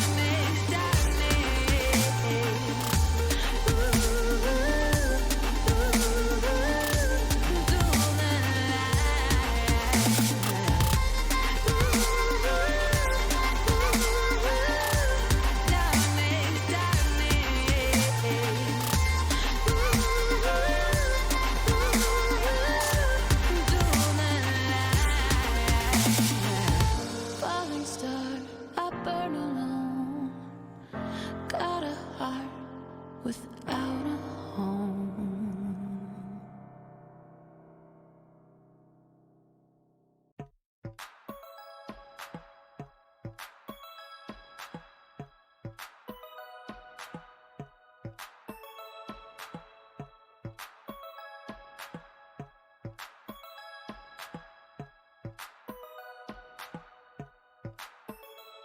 Some see me as a cynic. They come in for the base, but they stay for the acidic. I've been on that paper chase, keeping pace for a minute, and I'm aiming to appreciate the moment while I'm in it.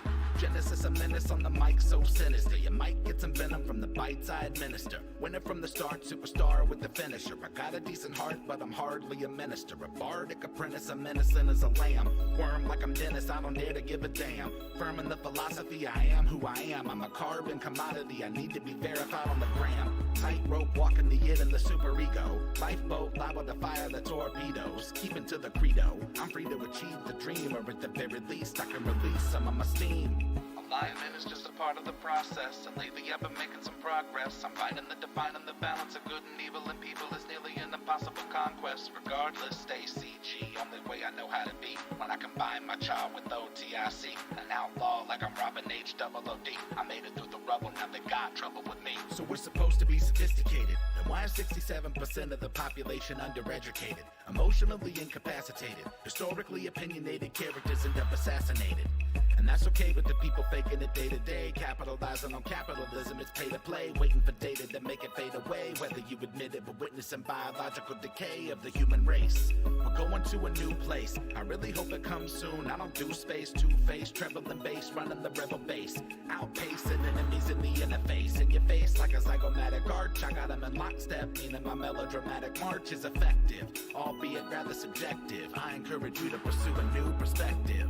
Alignment is just a part of the process, and lately I've been making some progress. I'm finding the defining the balance of good and evil, and people is nearly an impossible conquest. Regardless, stay CG, only way I know how to be. When I combine my child with OTIC, an outlaw like I'm Robin H. Double OD. I made it through the rubble, now they got trouble with me. Since the day I was born, I've been non-conforming. I put myself in a position to make a living performing. Haters should consider this a form of warning. I've been swarming on them like a storm, I'm global warming. I'm not the one, done been through too much madness. Mastered the wrath and the sadness. You would need an atlas to match where I'm at. The fat cat put a nerdcore rap back on the map, that's Yazik. Weaving that underwater basket. Rap till I'm wrapped in a casket. Snapping I'm back on the track like I'm Matt Foley. Stay blown like a fiberglass gasket. Gassed up, I'm a maniacal minotaur. Try to hit me with your best shot. Try to get me on that guest spot, but I stay in the lab, and that's where I'ma be until they put me up on the slab. It's magic. Alignment is just a part of the process, and lately I've been making some progress. I'm finding the defining the balance of good and evil, and people is nearly an impossible conquest. Regardless, stay CG, only way I know how to be. When I combine my child with OTIC, an outlaw like I'm Robin H. Double OD. I made it through the rubble, now they got trouble with me. Life is short, do with it as you please. You're the only person that you ever have to appease. Or search your weaponry by stepping in DSDs, but you gotta know that nobody gets any guarantees. Seize opportunity, embrace your development, replacing the elements, erasing irrelevance, facing the blatant display of decay and our elegance. Merrick was a man, not an elephant. Tell him on the merit of the self-reflection, minimize any malevolent misdirection, keeping them at a downright distant disconnection. An example of natural selection.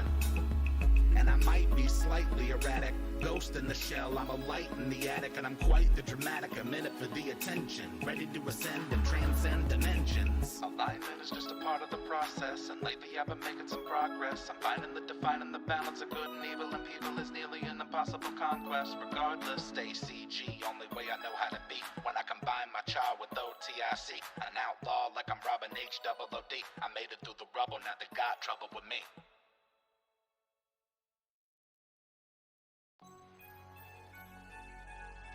A glass cannon is a character that can put out obscene damage very quickly, but is also incredibly frail. I'm the one that gets it done in the clutch, so you know I never really gotta worry too much. I'm a glass cannon, glass cannon. You don't even want a dose of the smoke, so I'm recommending that you never try to provoke. A glass cannon. I'm a glass cannon. If you're Your objective is blatant confrontation, and you hate as if greatly underestimated my station. I dominate with divination, I conquer with conjuration. I'm bonkers with evocation, I'm astonishing at abjuration. Patiently waiting for my invitation to help alleviate my already unbelievable reputation. No conversation, the brains of the operation, the pain of the population contained in a concentration of a spell slot. I got 27 in the clip, missiles emitting from my fingertips like warships. That's a handgun, damn son, shooting from the hip. Only one using telekinesis to get a grip. Cantrips waiting to be cast off. Prismatic wall, make 'em all blast off. Cackling my ass off, incapacitating them with laughter. Yazzik ain't the caster you wanna go after. I'm the one that gets it done in the clutch, so you know I never really gotta worry too much. I'm a glass cannon, glass cannon. You don't even want a dose of the smoke, so I'm recommending that you never try to provoke. A glass cannon, I'm a glass cannon. Anyone wanting to interfere can get weird and witness your worst fears in a 30-foot sphere. I don't care if you're a barbarian or a cavalier. Kick it into high gear, let me make myself clear. The pioneer, I can make your peers disappear. Send them to the ethereal plane as if they were never here. Cheers roaring in my ears, dearly revered. I'm happy to domineer any volunteers. Sincerely out of control, top of the totem pole. My cone of cold is freezing them fire trolls whole. I got the strap, just looking to trap souls. I've been snapping my firebolt, leaving smoldering holes. It's incredibly difficult not to acknowledge me. I am a prodigy, you'll read about me in your mythology. No apologies, I'm impossible to demolish. Consider this admonishing, second guessing my polish, you bitch. I'm the one that gets it done in the clutch, so you know I never really gotta worry too much. I'm a glass cannon, glass cannon. You don't even want a dose of the smoke, so I'm recommending that you never try to provoke. A glass cannon, my glass cannon. I'm the one that gets it done in the clutch, so you know I never really gotta worry too much. I'm a glass cannon, glass cannon. The general strategy is to either destroy the enemy before being attacked, or to hide behind other, stronger ally units.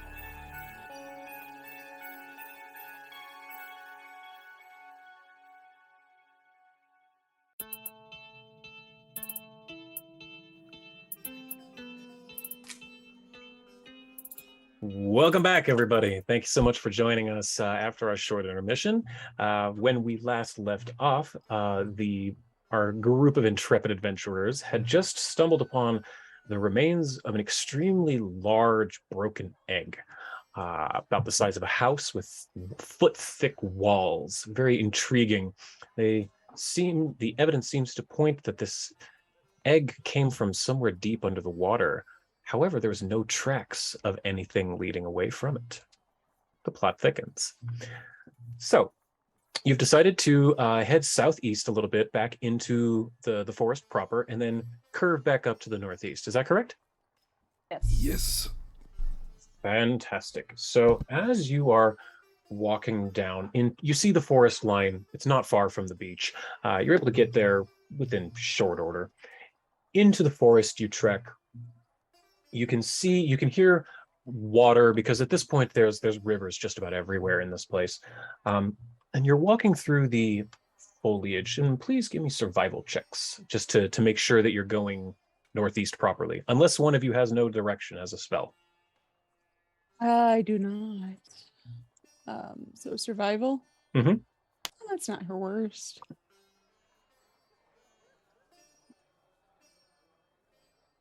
I'll let Sir Hop roll as well, because I keep forgetting. Alrighty. So Bubblegum, you and Splendor are able to easily navigate your way into this forest, keeping the sun in the correct spot. You know your direction without even a compass. And as you're walking through here, can everyone give me perception checks, please? Tala.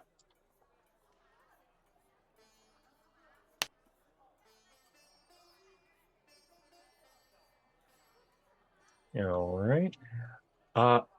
Around over the water, you swear you hear the sound of talking in the forest.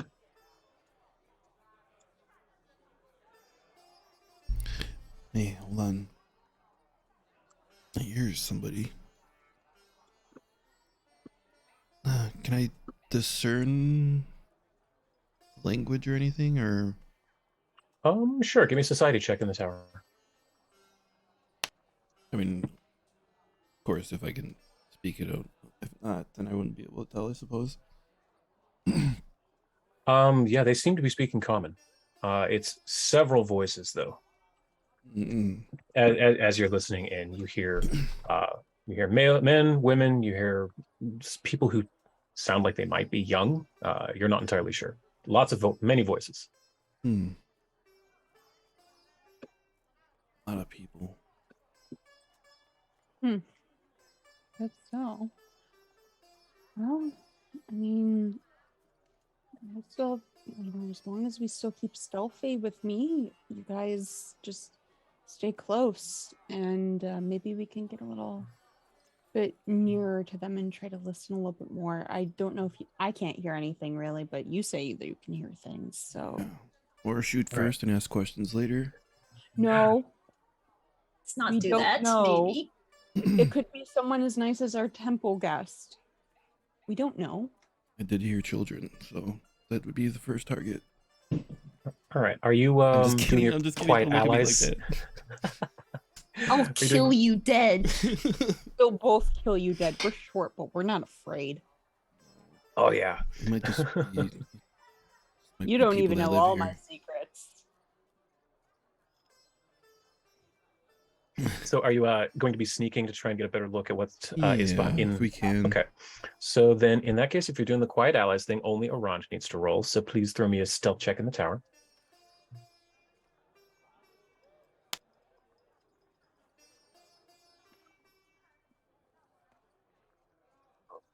Okay. Where is that thing that I need to check that number against? Okay. So you're getting closer and you kind of peek through a break in the bush and you do see a bunch of people across a little field there. There's a little bit of an opening, a meadow in the forest. And there's a small pond with a little river coming into it. And there's, quick estimate, at least 5 people in this little area here. But what you notice immediately is that there seems to be large skeletons laid about, some big animals. It might even be some kind of lizard corpse.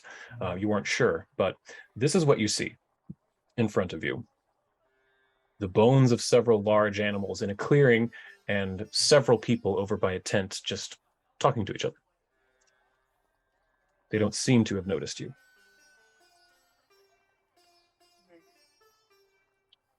They must be other contestants then. Yeah.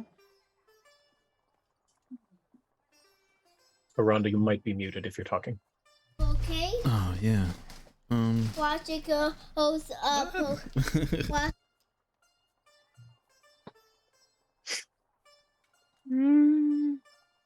Well, they're just camping for now. But how many feet are they away from us? 60-ish, 60 plus. The closest ones are 60. Closest ones are 60. Yeah, the 2 closer ones I would say are 60. I think I might, the closest ones, I think I might do days on them. So I don't know if we can cloud attack their people out of mind. combat. Hmm? Can I do that out of combat? I mean, you can, but that'll start combat. Fuck. Okay. Never mind. I will be. That'd be like lobbing an arrow from the bushes. Yeah. And you are aware that like starting a fight with another contestant without an official like enforcer is Illegal. Grounds for disqualification. Yes. Yeah. Can you pop that map up again for me? Absolutely. There you go. Thank you. Mhm. All right. Perfect. There's other contestants. I can't tell if they're all one big group because there's like 8 of them, or maybe they're 2 groups. Could be. A lot of people. I know we do need to pick fights with people. That's the whole point of everything. But if we go up there and it's only us, and they say we're 8 people, we're going to kick your ass and take your feathers, then ugh. You know what? In that case, okay. And she goes through her bag, grabs another one of those pouches that she made overnight, and there's like some oils and herbs in there from when she was going foraging and stuff with our temple friend. She gives it to Merla. Look, okay, so since we're not sure, you hold on to this, and what it does is the first time of that day an ally attempts to make a saving throw against a spell or haunt, they gain +1 circumstance to the bonus roll. This increases a +2 if you're expert in occultism, or 3 if you're legendary. It's for root magic. Cool. Well, that's so thoughtful of you, dear. Well, it worked really well. I think I gave another one I made for Sir Hop, so I think that worked really well with him. I don't know what we're up against, so take this. It'll help. It's good magic. Oh, thank you very much. I wonder if we can get any closer to hear what they're saying. You can try. I want to, and I want to try to blend in because I'm a Mistchild. Mistchild. What does that do again? Oh yeah, because it's foggy out. I said, didn't I? Sure. So you can take a +2 on your stealth there, Bubblegum, if you want to try and sneak off to get a closer listen. Yeah. And then throw that in the tower, please. Did +2. Still. Oh, we got an auto 21. It's gonna be fine. Okie dokie. You're free to move around. Excellent. And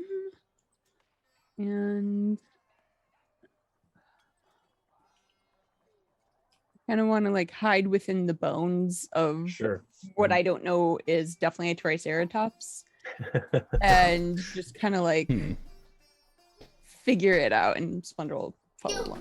Sure. Okay. So as you're getting closer, you can hear that they're all sitting around a fire, probably having breakfast. They seem to have maybe slept in a little bit later than all of you. But the one of them, the small little gnome girl, seems to be talking to all of them. If they have all of their attention is wrapped onto her, and she says, "So then I says to Mabel, I says." And then she says something you can't quite make out, and all of them start laughing. So they seem to be distracted and just having breakfast, from what you can tell. But with a sense of camaraderie, that would imply they're all part of the same team, I'm guessing. You are welcome to infer that. I'm going to tell Splendor, go to the rest and tell them that, and have him run back over.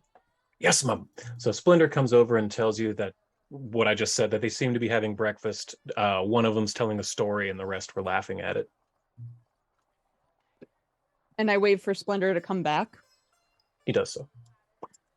And then, like, okay, but they might not, whatever you do not speak to them, but just walk their way. And I want you to hang out with them and see what they do. You can be the even better spy than I can, because nobody expects a fox to be able to understand common. Ah, yes, right, of course. Zip of the upper lip. And Splendor kind of shakes his fur all the way down his body, and all of the magic runes that usually float around on his fur kind of shake off and turn into powder around him, and he turns into just a normal grayish black. Or is he fox colored, or is he? I think he's fox colored. He's fox colored. Okay, so all of the bluish black runes kind of shake off of him, and he looks just as a normal fox again. So he comes out and he starts sniffing around and slowly wandering towards, and eventually, let's see, that would be this one. Come on, layers. It's like Before Photoshop. he There we does go, I do want to tell him, like, just report back, because we're telekinetic. go. Like, report back to me if there's any important information you find. So then if you do say something to us, then we're Kita and I could. Of course, Mum. Finding out this information reminds me of the hunt. And off he goes. Forgot about that joke. I had to. Then you notice that one of them, who's kind of sitting by himself up on a rock on a box, he takes notice of Splendor and stands up and kind of slowly walks over here. And let me see, which one is that? That's so the person that notices Splendor first is a tall, kindly looking human man with long black hair tied up in a headband. He's wearing robes with sandals, kind of an open shirt, and he carries a walking stick that is in the shape of a snake's mouth, just as in the photo there. But he walks over to Splendor, and you get feelings from Splendor, and you don't get any fear from this. Then you can see that the man, he bends down and he kind of presents his hand for Splendor to smell, and Splendor smells it, and he kind of pulls back, but the man reaches into his gi, pulls out a little piece of meat and hands it over, and he seems to be having a good moment with Splendor, as far as you can tell. Need a friend? Mm-hmm. Quickly. Yeah. Splendor, what does his name tag say? Actually, he might Splendor does tell you that he's wearing the medallion of a lord, but he can't tell which one or like where this guy's from. But he can tell that he either does or at one point served a lord in the capacity as a knight. Okay, so I'm actually, because I have Splendor sent out there, I'm gonna go back to the group so then like I can communicate all of that. Sure. And so Yeah. I will like if you guys have any questions for him, let me know and I'll speak to him. It's all in our heads. Don't worry, it sounds a lot less bad than it is. I don't And know how Splendor can pass if they're all in the same group. That's a good question. Maybe But he can just observe for now. that is what I'm trying to get him to do. So yes, this will be best. But there's a pendant Also, of Lumpy, the you're muted. Lord. I realized that, but I also stopped myself because you were talking. Oh, okay. But the guy has a pendant of a lord, so he doesn't know what one.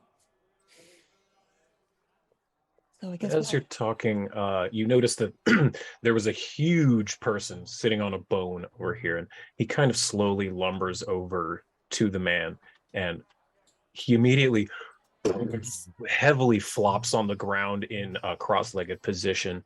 I have an image of him as well. He's a huge, boulderous mountain of a human man who has essentially no clothes on, just fur boots and a fur loincloth, fur wrist guards, with a necklace with gigantic fangs hanging off of it. Just a true mountain of a man. But he is sitting on the ground next to Splendor, petting him with a single finger that's the size of essentially Splendor's leg, is kind of stroking the top of his head like this. Oh. I'm just having a good day as far as he's concerned. Yeah, Splendor has kind of flopped onto the ground at this point. You recognize that flop. You kind of are getting the sense that until you go and do something about it, Splendor's kind of out of commission at this point. He's getting the ear scritches, he's getting the belly scritches. You know him well enough to know he's done. Maybe if we were, say, on some sort of live play TTRPG game show, maybe it would be prudent to push the plot forward and engage with this potential threat for the sake of an audience. Absolutely. Just hypothetically. Hypothetically, what is that? All right. It's some ancient. You found out that they're not a jerk to animals. That was the basic thing I needed to know.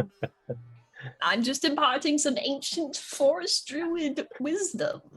I trust your wisdom. Well, we can walk. Let's walk forward, but still keep our quietness, and we'll see what happens. They don't know Splendor's with us. And just be casual.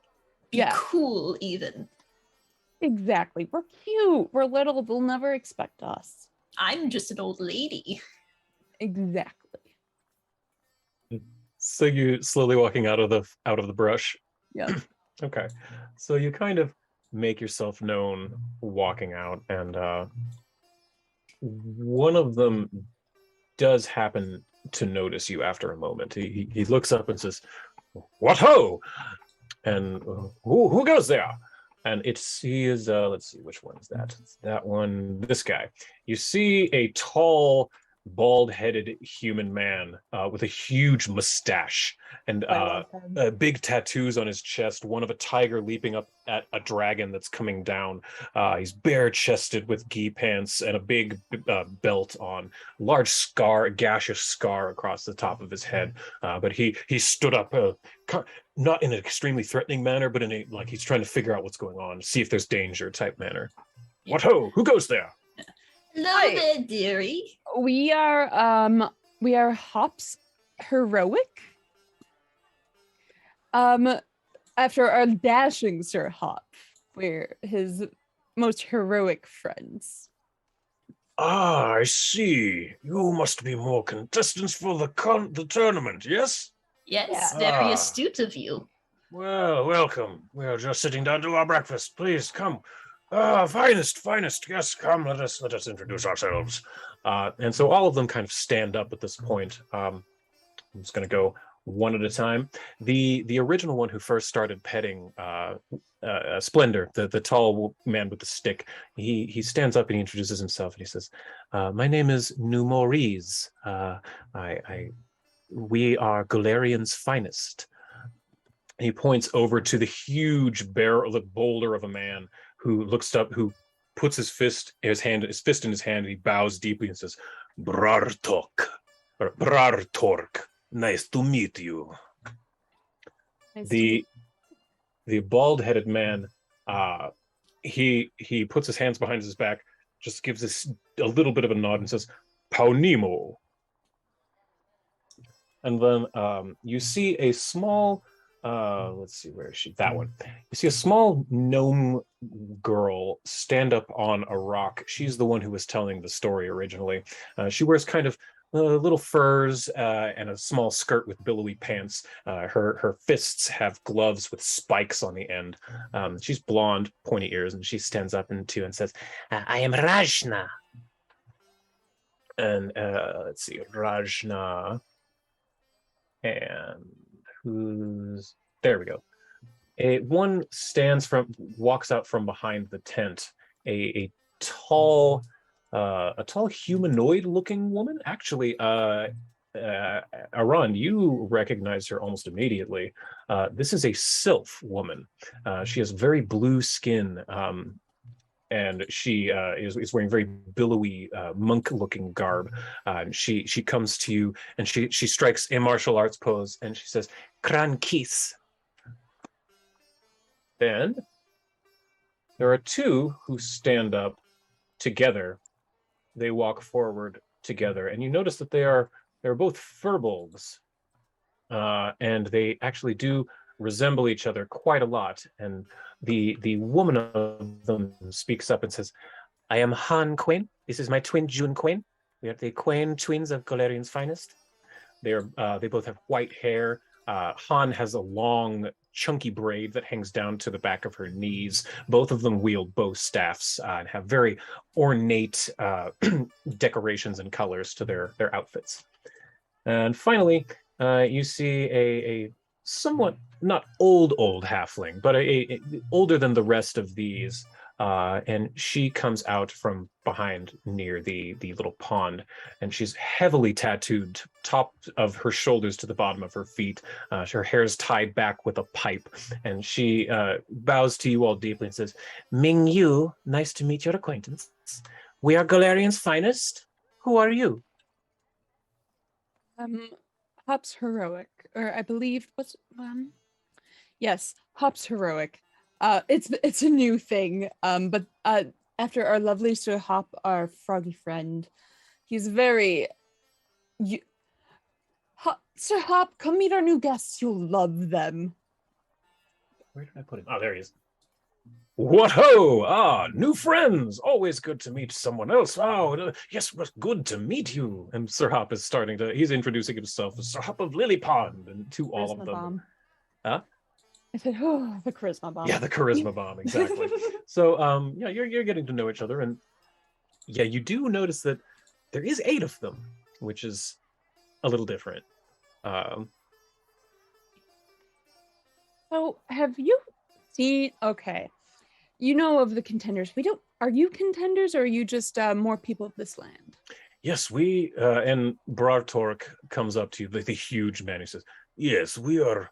We, the Golarians' finest, are contenders in the Ruby Phoenix tournament. Oh, good. You are only the second we have come across as far as other contestants. The other group was before we were allowed to fight for feathers, so we had a bit of a row. They were insulting, but they got away from us. They will not be so lucky the next time."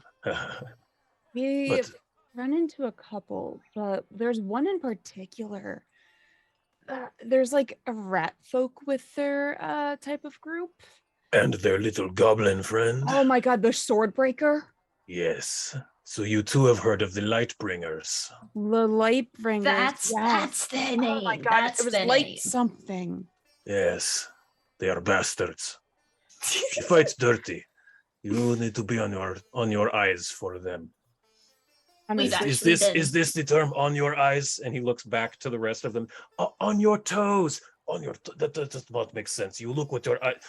You need to be on your toes with them. Speaking of toes, hey buddy, and she looks over to Splinter. You could go back to your regular form if you want. Oh, yes, ma'am. And it startles everyone when he speaks, and he shivers again, and all of the runes appear, and they start swirling around in his fur again.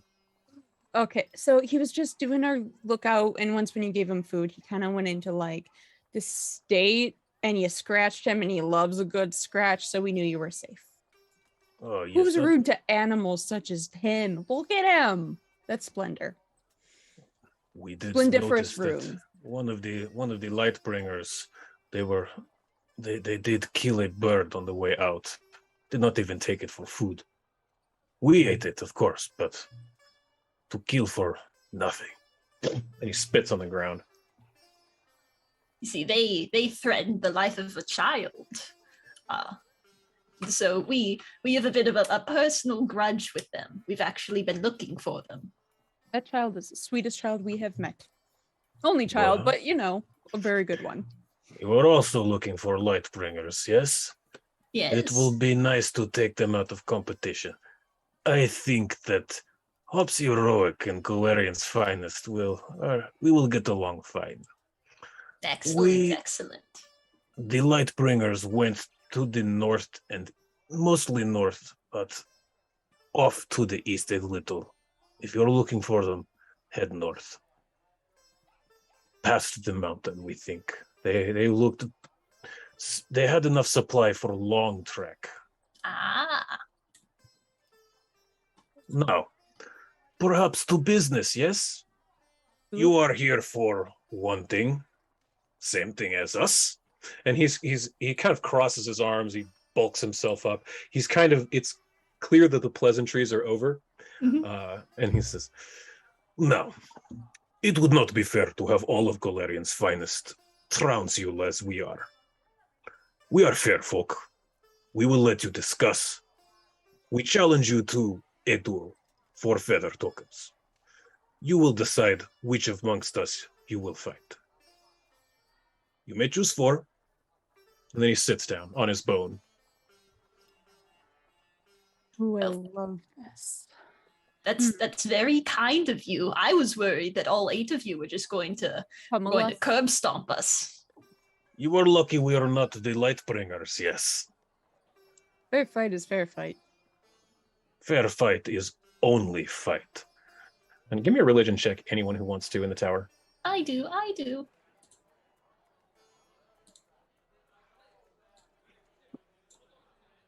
Is he like a follower of Sport God? Mm-hmm. Actually, both of you rolled exactly the same number.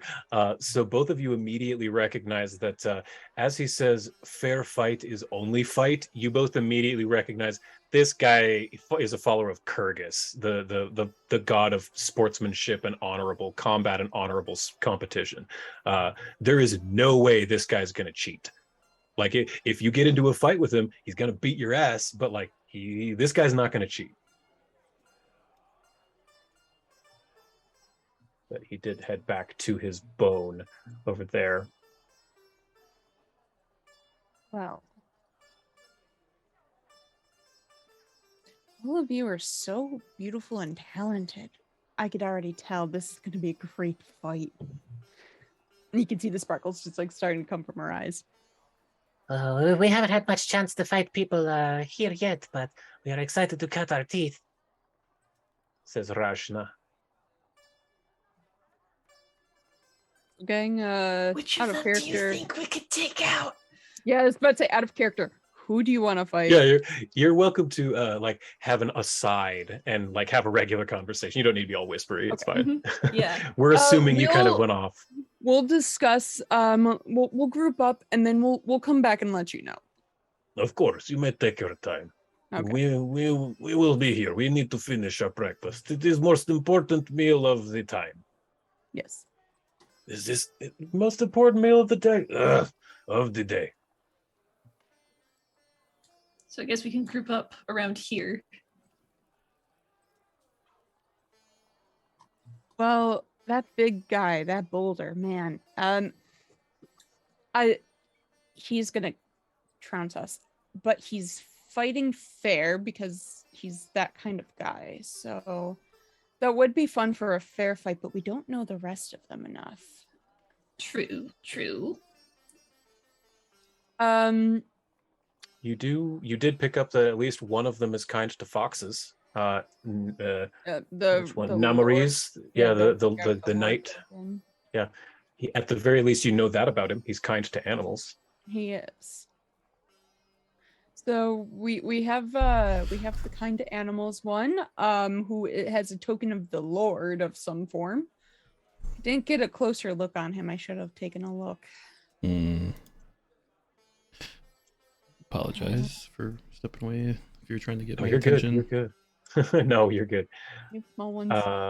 Basically, what happened is that Brartork, the big dude, has he's officially challenged you guys to a token a fight, but he as Bubblegum and Merla discovered that he's a follower of Kyrgyz, the god of fair play. Okay. So he is giving you the chance to pick 4 of them to fight, because he wants to give you a fair fight. So all of them are part of the same group then? Yes, they're all one group. Yes, you have figured that out now. Galarian's Finest is a group of 8, but they only fight the same number as the people they're fighting. Okay, that's fair. There's the twins, which kind of scares me because they might have in knowledge and might use some things against us that we're not going to see coming that only they know. So I count them out. I don't want to mess with twins. Twins are really good at that. It's just kind of like if Splendor became a double of me. You don't want that.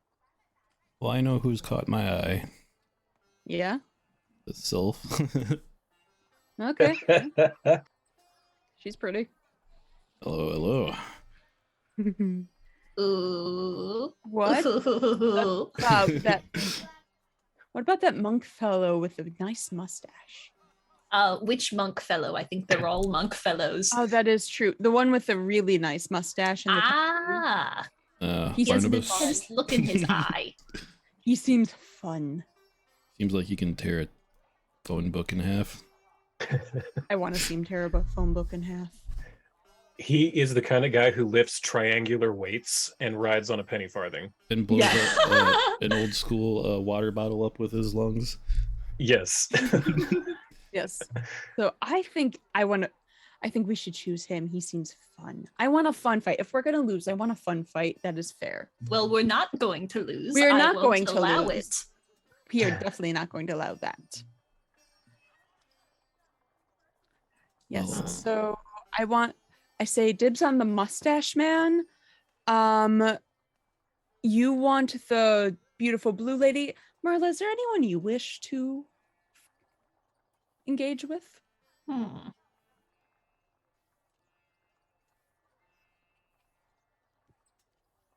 Is there?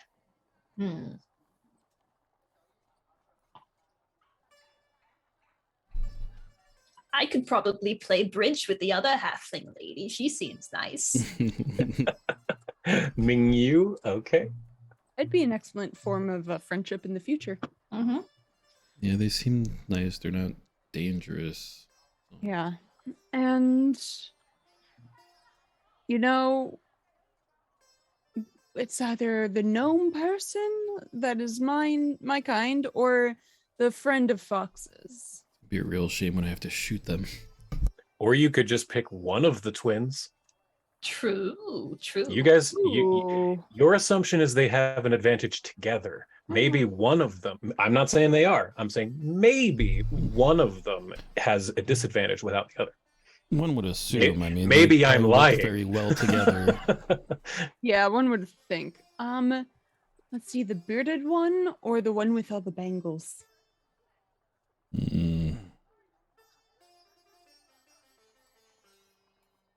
Sure you don't want the big guy? No. Don't want to take on Brotork? All right. I mean, he personally scares me with his amount of power. He could probably kick my butt pretty well. So that's the only reason I say no. But if you want, if this is your want, then you can pick. But I was thinking maybe that gentleman with the white beard. Possibly. He's very handsome. fair enough. Han, the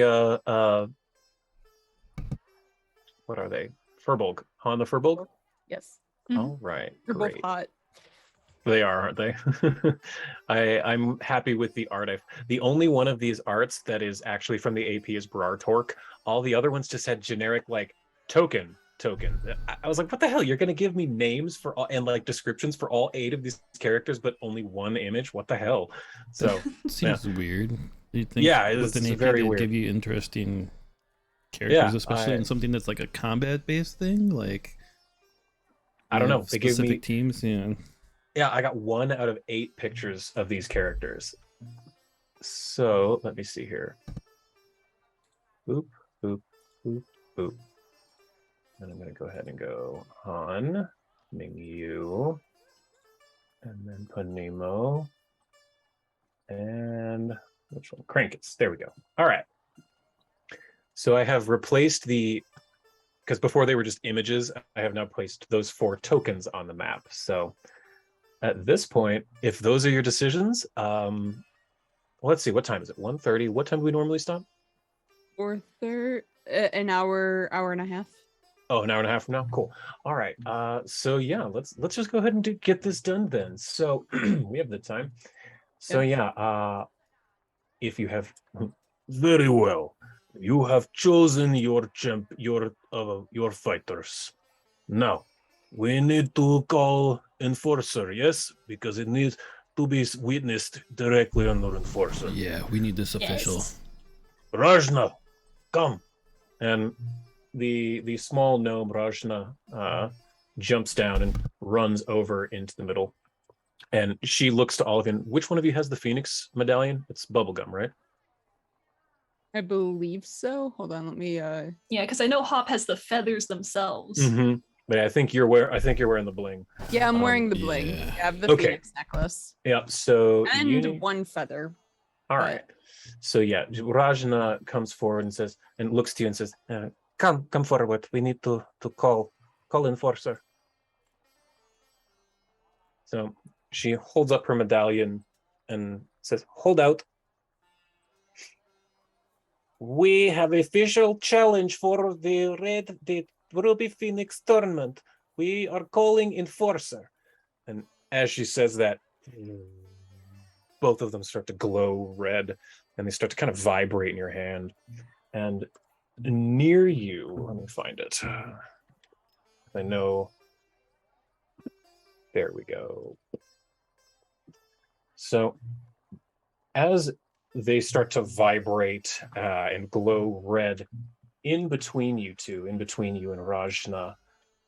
You see appear this kind of a circular swirling red portal on the ground in front of you, and it slowly raises up, and as it does, from beneath it you can see appears like feet, and then red robes, and then hands, and then shoulders, and then a hood, and you just see they're not hostile.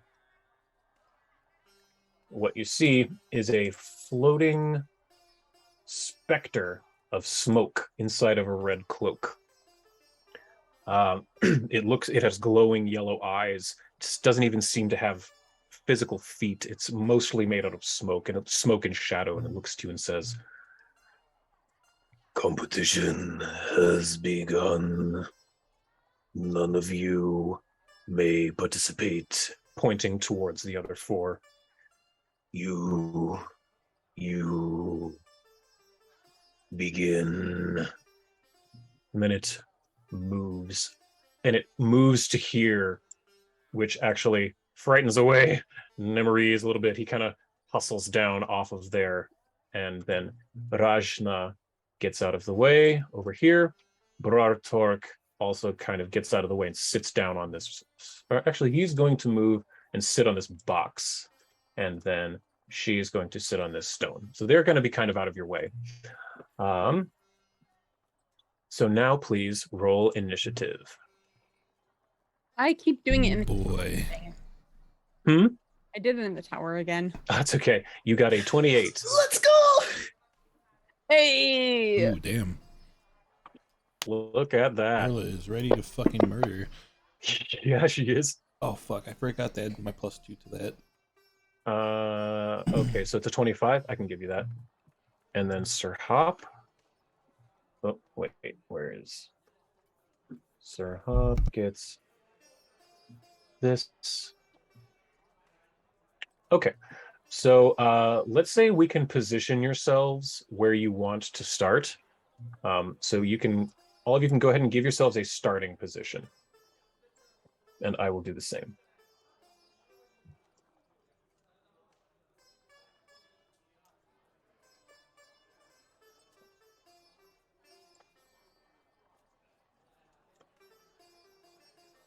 Okay. So that the enforcer reaches its hand up, its claws made of smoke, and it goes, Begin. first, Iran, do you get your 10 paces?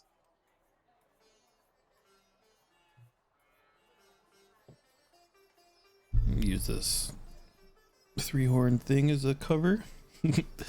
Okay. Merla, what is your dexterity mod? Oh, wait, I'm sorry. Oh, yeah, that's all you got? Okay, so you got your that.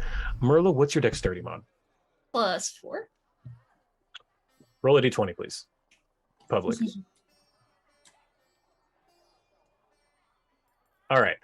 You and Ming Yu had both the same initiative, and you both had the same dex mods. But you won that roll, so I'm giving your initiative a 39.1. So Merla, you are up first. All right, sick. Barely. Hmm. I'm going to move Sir Hop to here because he was off grid.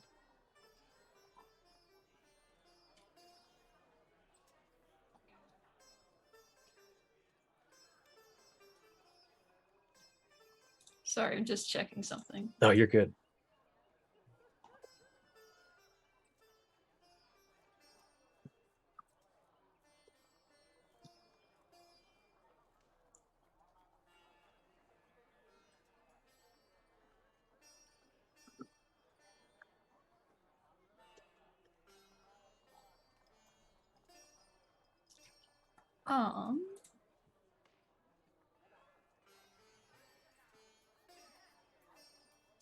I'm going to use one of my divine fonts to cast Harm on Mustache Man.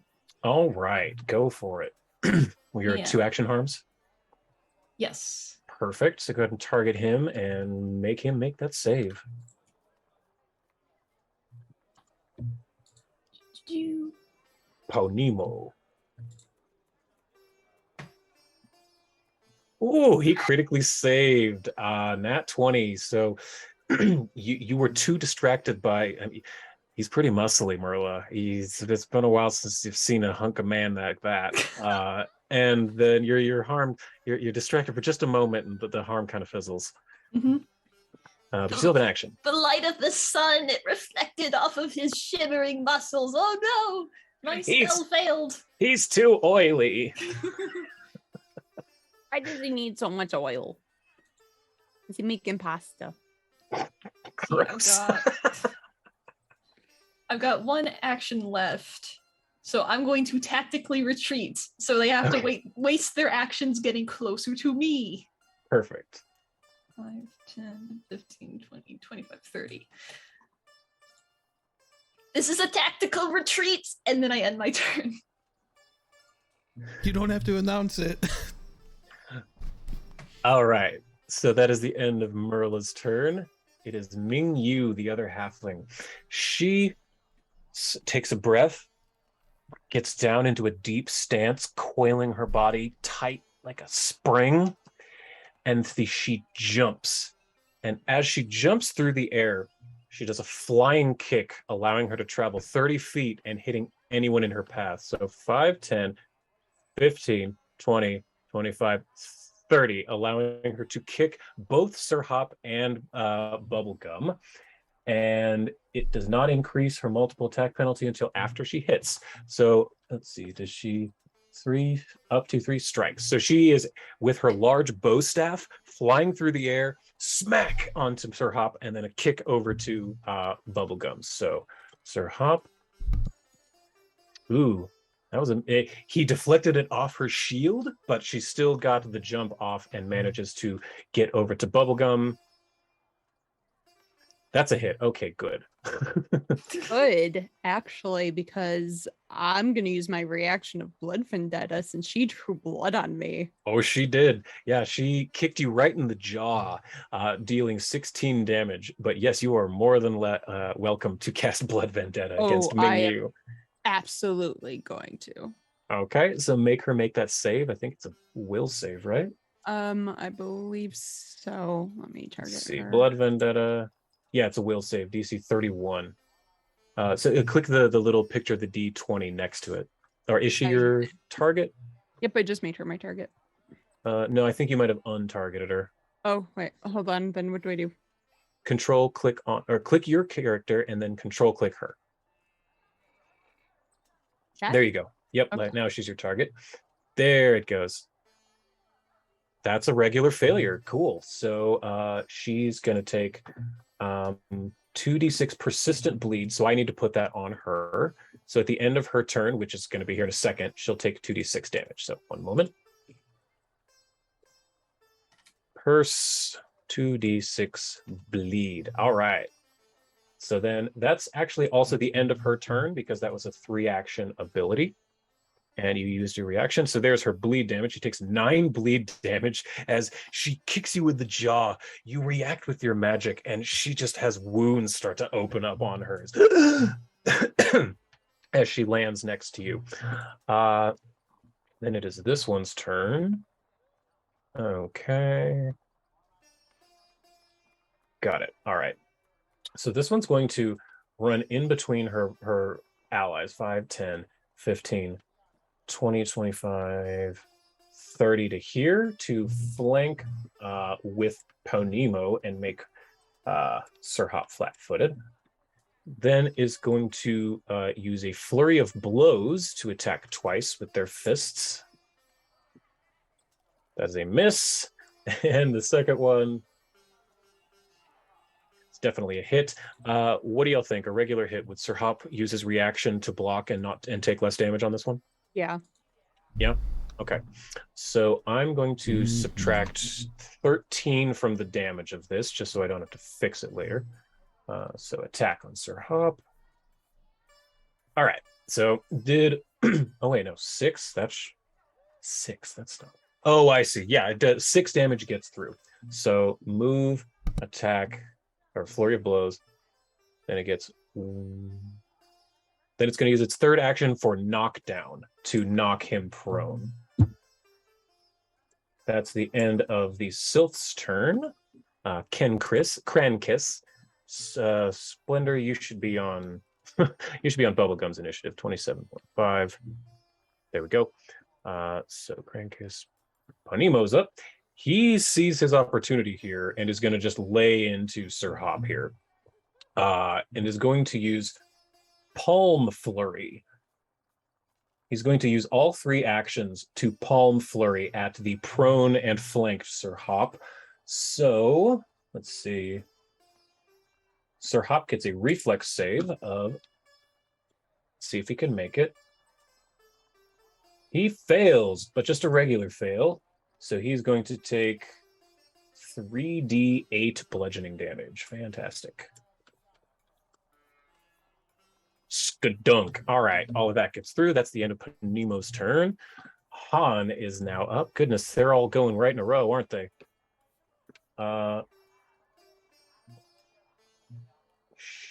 Yeah, okay. This is mean, but it's in his wheelhouse. He's gonna go 5, 10, 15 to here. Sir Hop is no longer flat-footed to this guy, but he is still prone. So I'm gonna take off flat-footed. And this guy has an ability called has punch down. So he deals extra damage to prone targets. So he's going to attempt to punch down at Sir Hop here. Oh, and he's going to miss. So then he's going to try again with a fist. That's a hit, but okay, so he does hit, and that will do the extra damage. So it should automatically add it. It did. Nice. That automatically adds it. So this guy comes up. He sees Sir Hop on the ground. He comes up and just kicks him in the gut as he's laying on the ground. That's the end of his turn. Oh, I'm just going to take the Enforcer off the map. Is that cool? It's just one less thing to deal with. Yeah. All right. Bubblegum, your turn. No more rules. No more rules. No more. So after, that good quick kick to the face, she cackles. So, that's extending a spell with a quick burst of laughter. And because I know what I want to do, I also want to widen the spell that I'm going to use. And I'm going to use Cloud Kill. Cool. How big is that again? That is a duration of a minute. And it is... okay. It's a 20-foot burst and 120 feet. So I think you can get 3 of them in there without hitting any of your allies. I'm going to do that. Let's see. Yeah, it would be something like 5, 10. Let's see. Yeah, it would have to be like this, but you could do it. It's a really, really big spell. I'm gonna do it. Okay, so I'm gonna just shoot it like straight off of it. Yeah, it would be 5, 10, 15. Yeah, that's the shape it would be. So everything in that square is now poisonous gas. Just FYI, everyone. Okay, so target all 3 of them by control clicking. You already have Ming Yu targeted, so target Panimo and Han as well by control clicking them. There you go. And now you can. Ooh, this is gonna hurt. Now you can use the Fortitude save, that little D20 button, and that'll make all 3 of them. Yep, there we go. Oh, I saw 2 in there. Okay, so there's a critical success with a nat 20. Han is able to, he doesn't suffer the effects of it.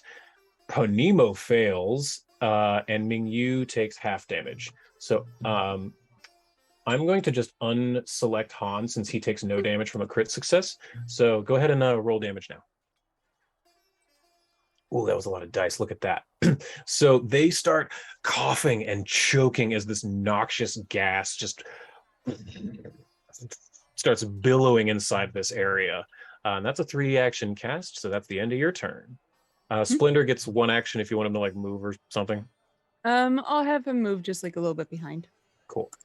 All right, Arand, your turn. All right. I'm gonna say you've got half cover behind that thing. All right. But cool. you guys have seen this before, so Yeah. you know what's up. You all are very aware that that is poison gas. Don't go over there. All right, so then I'm gonna take I have this little skull with an open mouth that like emits smoke from it on a chain from my belt. I'm gonna start spinning it. As I do, it creates a 20-foot emanation of obscuring mist around me. That's 2 actions. And then as that comes around me, I am going to attempt to shoot my self friend here. Ah, okay. All right, so combat. Boop. Not the one I wanted. Actions. There we go.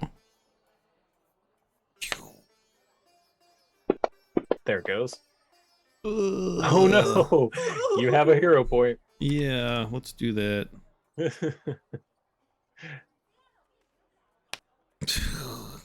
Nat ones. Are Oh, you no. kidding me? Hey, it wasn't a double nat one, so it doesn't misfire. It just doesn't Yeah. shoot. Yeah. All right. So gummed up. All right. So at least I'm half covered and obscured by my mist now. So. Mhm. All right, so that's your turn then. Okay, Sir Hop. He's gonna cast Stone Skin on himself. Which then Is he resistant to poison in general? yeah, I think he is, but this is for physical damage. Oh, okay. Yeah, he's casting Stone Skin on himself, so he's on the ground getting the crap kicked out of him by these 3 people. So he just and his slippery skin looks to dry a little bit and get hard. And then with his third action, he's going to 5-foot crawl that way. That's the end of Sir Hop's turn. End of the round. Top of the round. Merla, you're up. All right.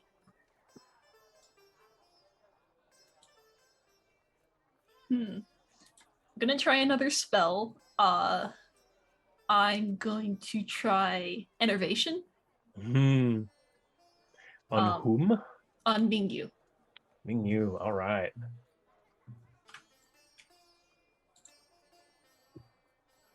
Okay, she's your target. That's a fun spell. It's nasty. Oh, and she fails. What does that do? It's like a persistent negative damage or something? Yeah. Since it's a failure, the creature takes 4d8 persistent negative damage. It becomes drained 1. Okay, so I gave her the persistent 48 negative. And I can give her the drained 1. You can give her the drained 1? Sweet. Yep, go ahead and do that. There you go. That's what, 2 actions or 3? Damn. 2 actions. All right, so you got 1 more. He's getting some hurt in. Oh yeah, Mingyu is about to have a real bad day. Wait, let me double check the range on it. I would need to be closer. Okay, So just we can move yourself retroactively say yeah, that. move yourself closer and we'll retroactively say you did it first. Or like you cast it on the run or something. Yeah. Yeah, cool. Okay, so then that brings it to Mingyu. She's realizing all these spells are getting cast against her and she does not like it one bit. Let's see here.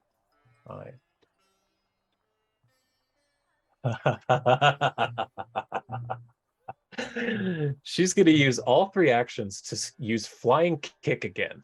So she's going to kick you, Bubblegum, and use you as a launching point to go 5, kick Sir Hop, 10, 20, 30, kick Merla, 35, 40 because she's a monk, and kick Iroran.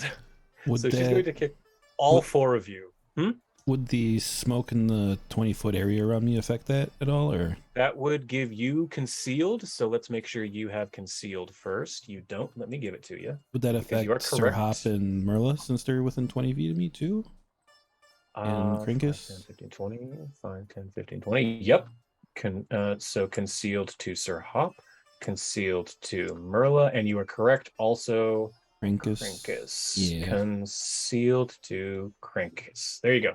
Yes. Okay. So, but still, again, all 4 of you are getting ping kicks. ponged. Yep, she's literally just pinballing her way around all you guys. So just fist. Oh, there's a nat one, two nat ones in there. Wow, and then a miss. Ooh, well then. Really likes hitting me. Yeah. So I I got. already cast Blood Vendetta on her, so I can't do that again, right?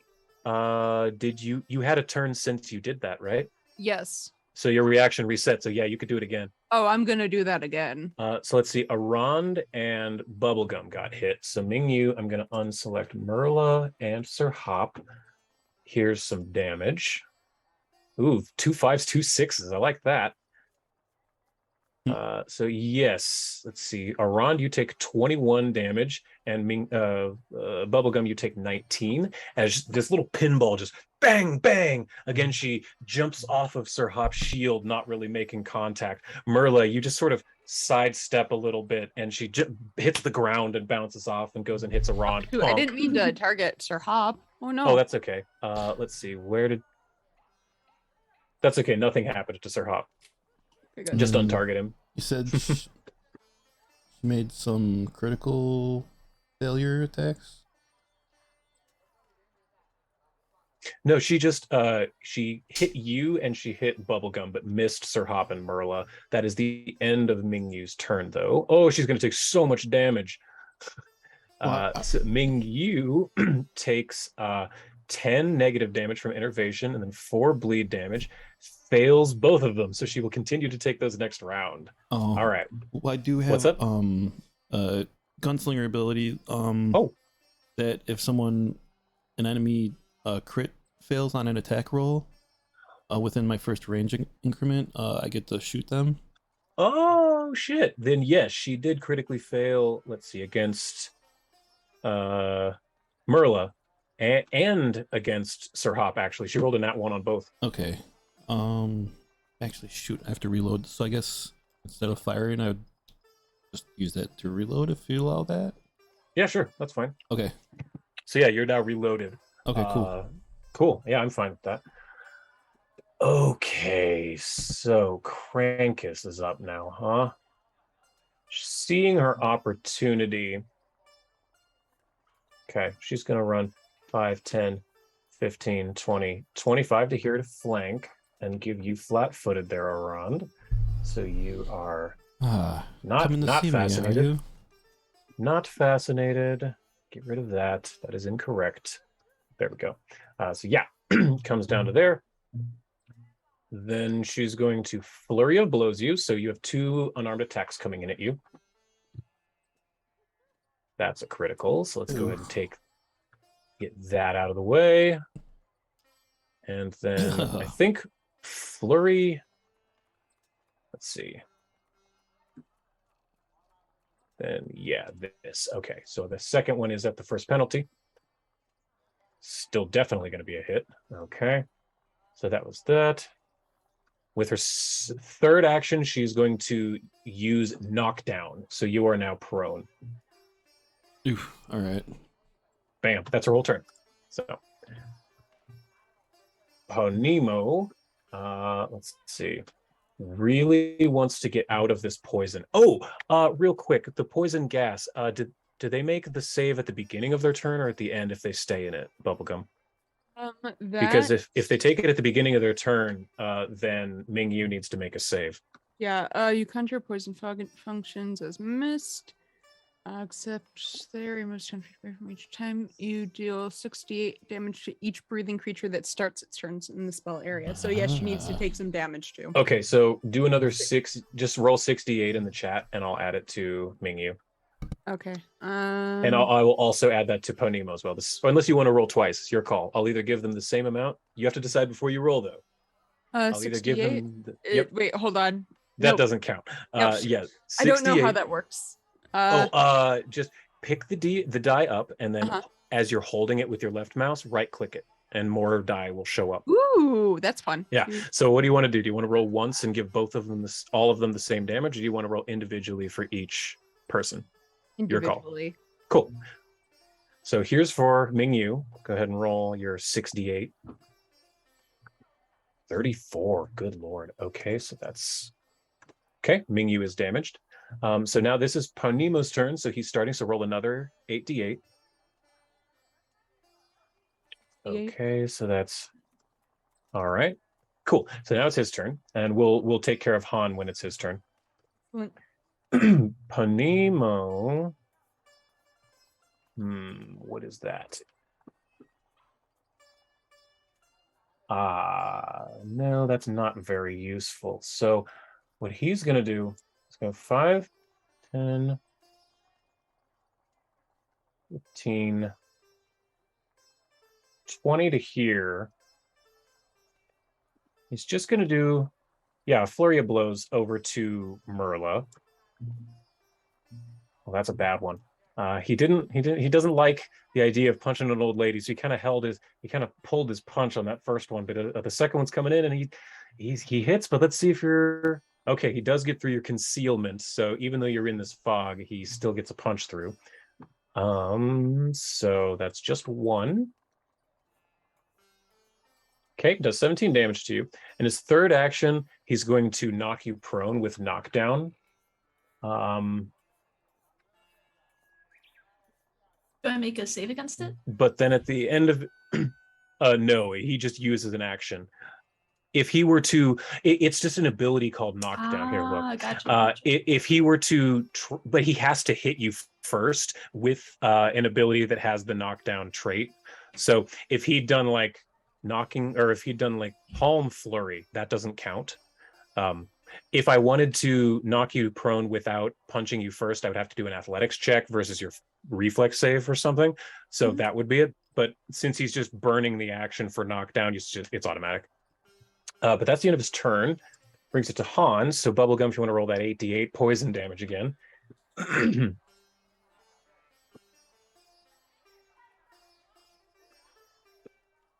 Did I make them take damage the first time that happened when you first cast it? I don't think you did, if you want to check the log. I do. You're right. I need to fix that. Okay, give me just a second. So that's no problem. Okay. Then If you didn't, then we could do 3 at once. Yeah. Okay. No, I got this. Okay. And then the last one was Ponimo. Yes, he was in it as well. So that's him. 1. Okay. All right, got it. Fixed. All fixed. So now it's Han's turn. He does that. Okay, they're down. All right, I know what he's going to do. He's going to run through this poison. 5, 10, 15, 20, 25 to here. And then he's going to use powerful uppercut on Bubblegum. Okay. So, yeah, he's going to basically Shoryuken you like Ryu from Street Fighter and try to jump up to where you're at. So he's here now, delivers a devastating uppercut on a hit. It deals an additional 1d10 bludgeoning. And the target was... Okay, got it. So I need to hit you first. So here comes this. That is a hit, not a crit, thankfully for you. So here's a little bit of damage, but then it does an additional 1d10. So it does an additional 5 damage to you. So I'll add that. Boom. And I need you to make me a fortitude save, Bubblegum. You're looking for a 28. Okay. Fortitude, where is it under again? It's on the main tab of your character sheet, on kind of the bottom right. Bottom right, there we go. There it is. 27. You fail by 1. 0 point. So, all right. Pretty much have a 50-50. Yeah. How do I use that again? Just double click the thing that says 0 point. There you go. Okay. And really, that's just for show. Yep. So go ahead and re-roll your fort save. Oh, that was almost in that 20. It's so close That to the was 20. so close. So it's still a failure, not a critical. So you're knocked off balance, and you take a -1 circumstance penalty to your attack rolls until the end of your next turn. So that's But not. when it does come to me standing back up, I don't get the reaction because of Kip Up. You didn't get knocked prone. Okay, cool. Yeah. All right, You perfect. just got. Never mind. You failed, but not critically. So wait, what did I say? Powerful uppercut. You failed, so you're knocked off balance. So if you make an attack, like if you attack this guy with your stick or something, you take a -1, and you're not really a melee fighter, so that's not a big deal to you. But you notice that it really looked like that took a lot out of him to get up there. Let's see what it gives him. Can I do my reflex? For what? The blood vendetta, since he hit me. Oh, sure. Yes, you can. He saves, so he'll take half damage. Okay, that's still something. So let's see. That's the 2d6, right? Persistent. Mm-hmm. All right. Purse 2d6 bleed. There we are. Okay. So that is the end of Han's turn. So he takes a little damage from your bleed. He takes 4 damage, and it does end on him. So his wounds do stop bleeding now. Bubblegum, you're up, and you've got this guy right in your face. Oh yeah, I definitely do. And with that, I'm probably, because he is right in my face, I'm gonna do burning hands on him. Nice. You already have him targeted, so just click the save button.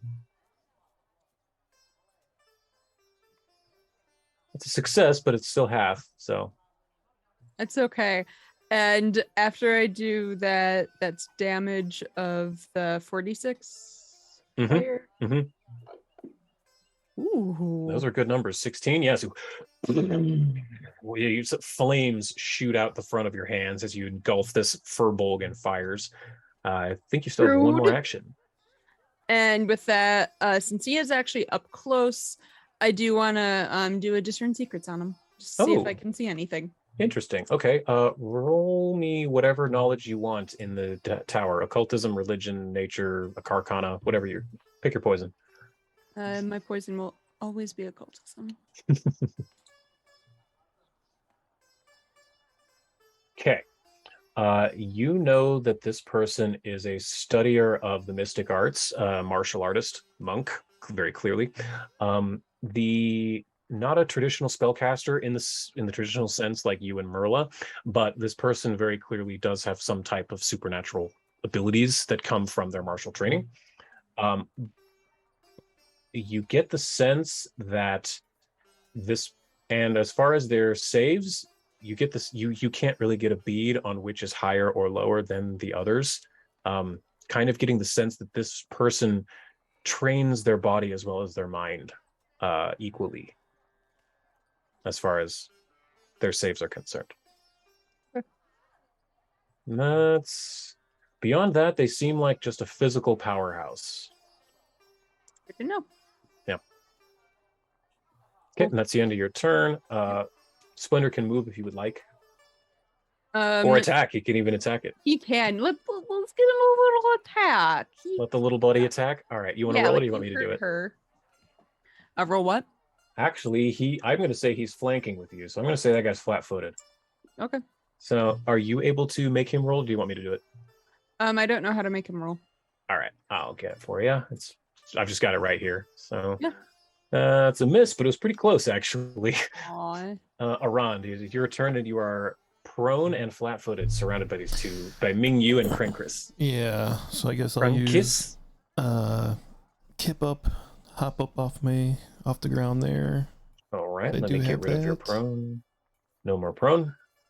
And then I'm gonna use pistol twirl on. Let's see, who's this? The gnome? The gnome is not fighting. Mingyu's a halfling, but yeah. Halfling, sorry. It's whatever. It's the same thing, basically. And that is... It's all the same. Let's see, I'm creating a feint with my deception here. Okay, so it goes versus her perception? Yeah. And then she only gets a +2 instead of a +4 because I have the confabulator skill. All right. So roll your deception, and I guess I don't. Do I roll perception, or is it just versus my passive? I think it's just your passive. Okay, so go ahead and roll it. Then go ahead and roll your deception Deception. in the tower, please. Tower. Boop. Okay, you succeed. All right. Regular, not crit. All right. So then, yeah. So she will be flat-footed against me. Oh, she will. Okay, one moment. Yep. Flat-footed to Mingyu. All right, go ahead. Okay. So then I will get out of the way here. Okay, neither of them attempt to attack you as you do so. Yeah, and then shoot. Does Kip Up count as an action then? It does. All right. So pistol twirl and move. So that's it for me, I suppose.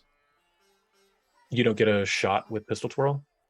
No, it's just the attempt to make them flat-footed. So then when I do fire, they're flat-footed with the range attack and stuff. Oh, I see. So you stood up, did the thing, and then moved. I got it. Yeah, that's it then. So Sir Hop is up. Ooh, he's on the ground. So first thing he's going to do is stand up. So there's one action. Get rid of prone. Why is he double concealed? That's not correct. I think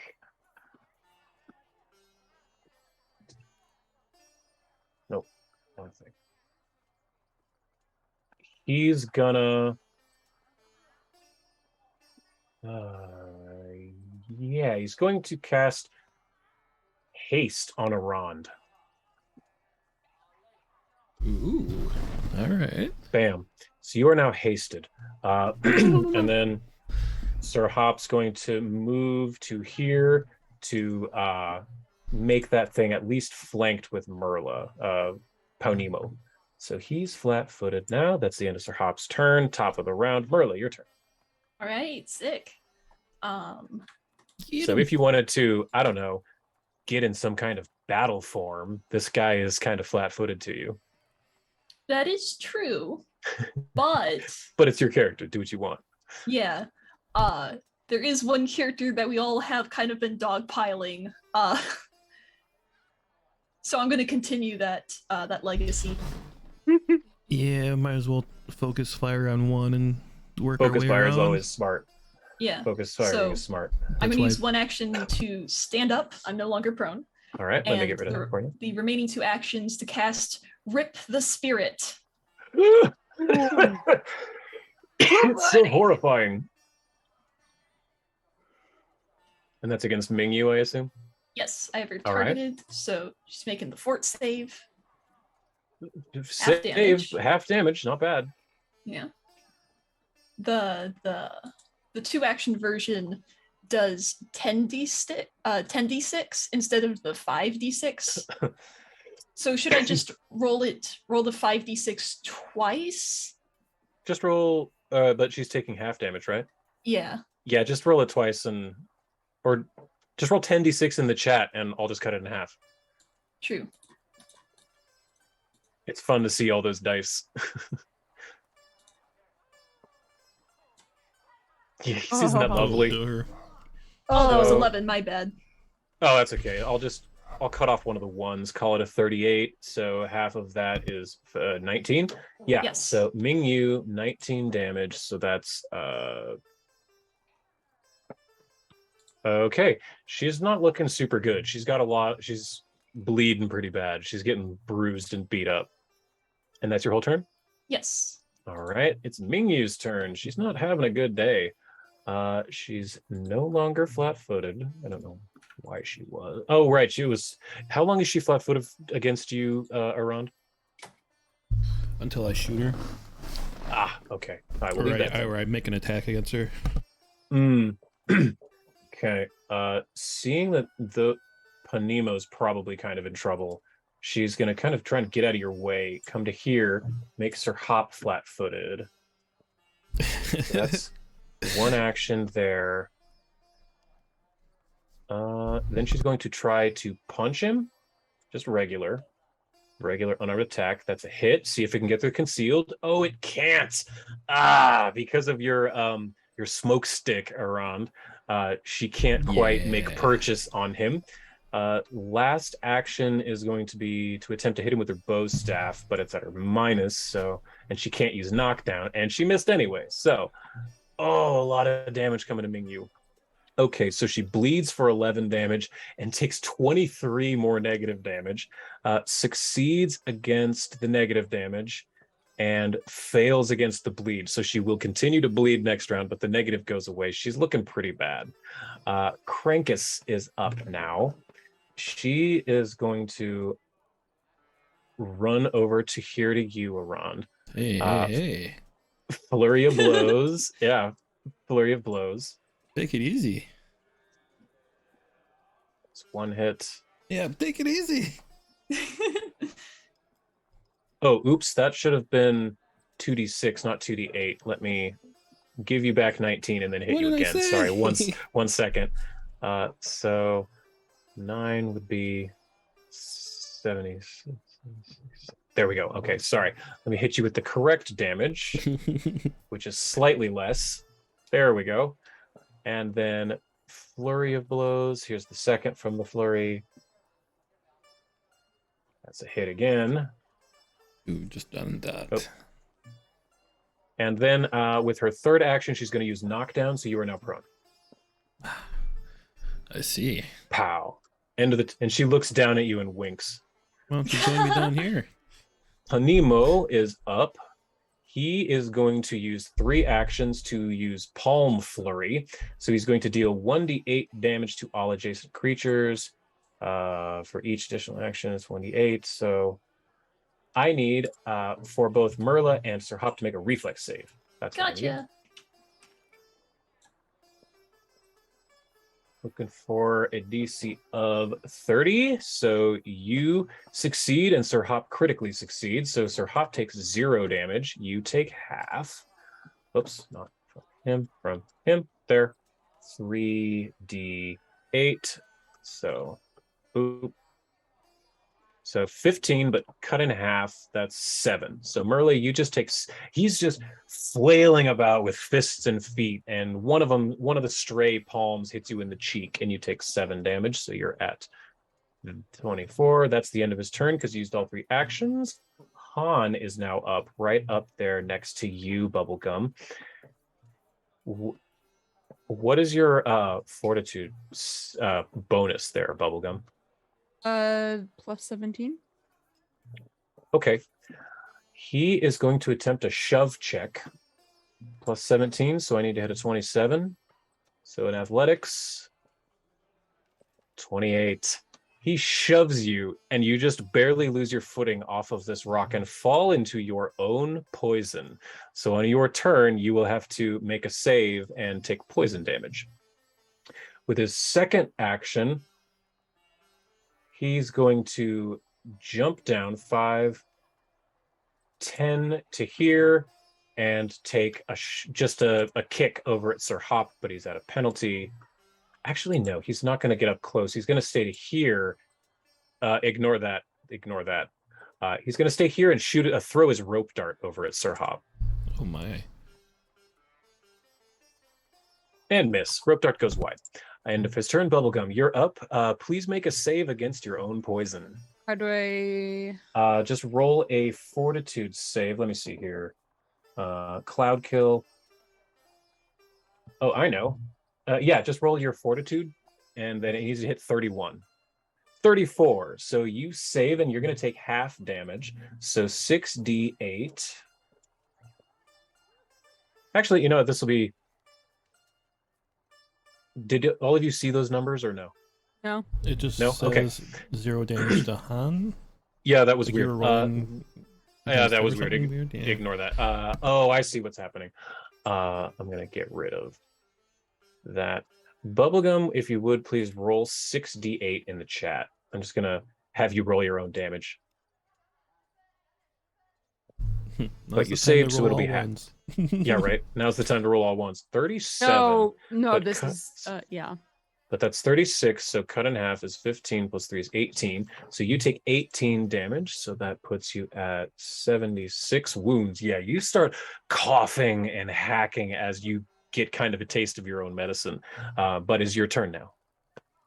Yeah, so I'm moving out of my fog as one action, Yep, but I'm yep. gonna tell Splendor to go and run to Han and cast Ray of Enfeeblement by touch. Awesome. He will absolutely do that. Ray of Enfeeblement. So that's... Where is that? There it is. Make it... I'm going to make it your target to Han. So then... Let's see. Ray of Enfeeblement. You have to hit them first, right? Yep. So go ahead and do the ranged spell attack, the little sword icon.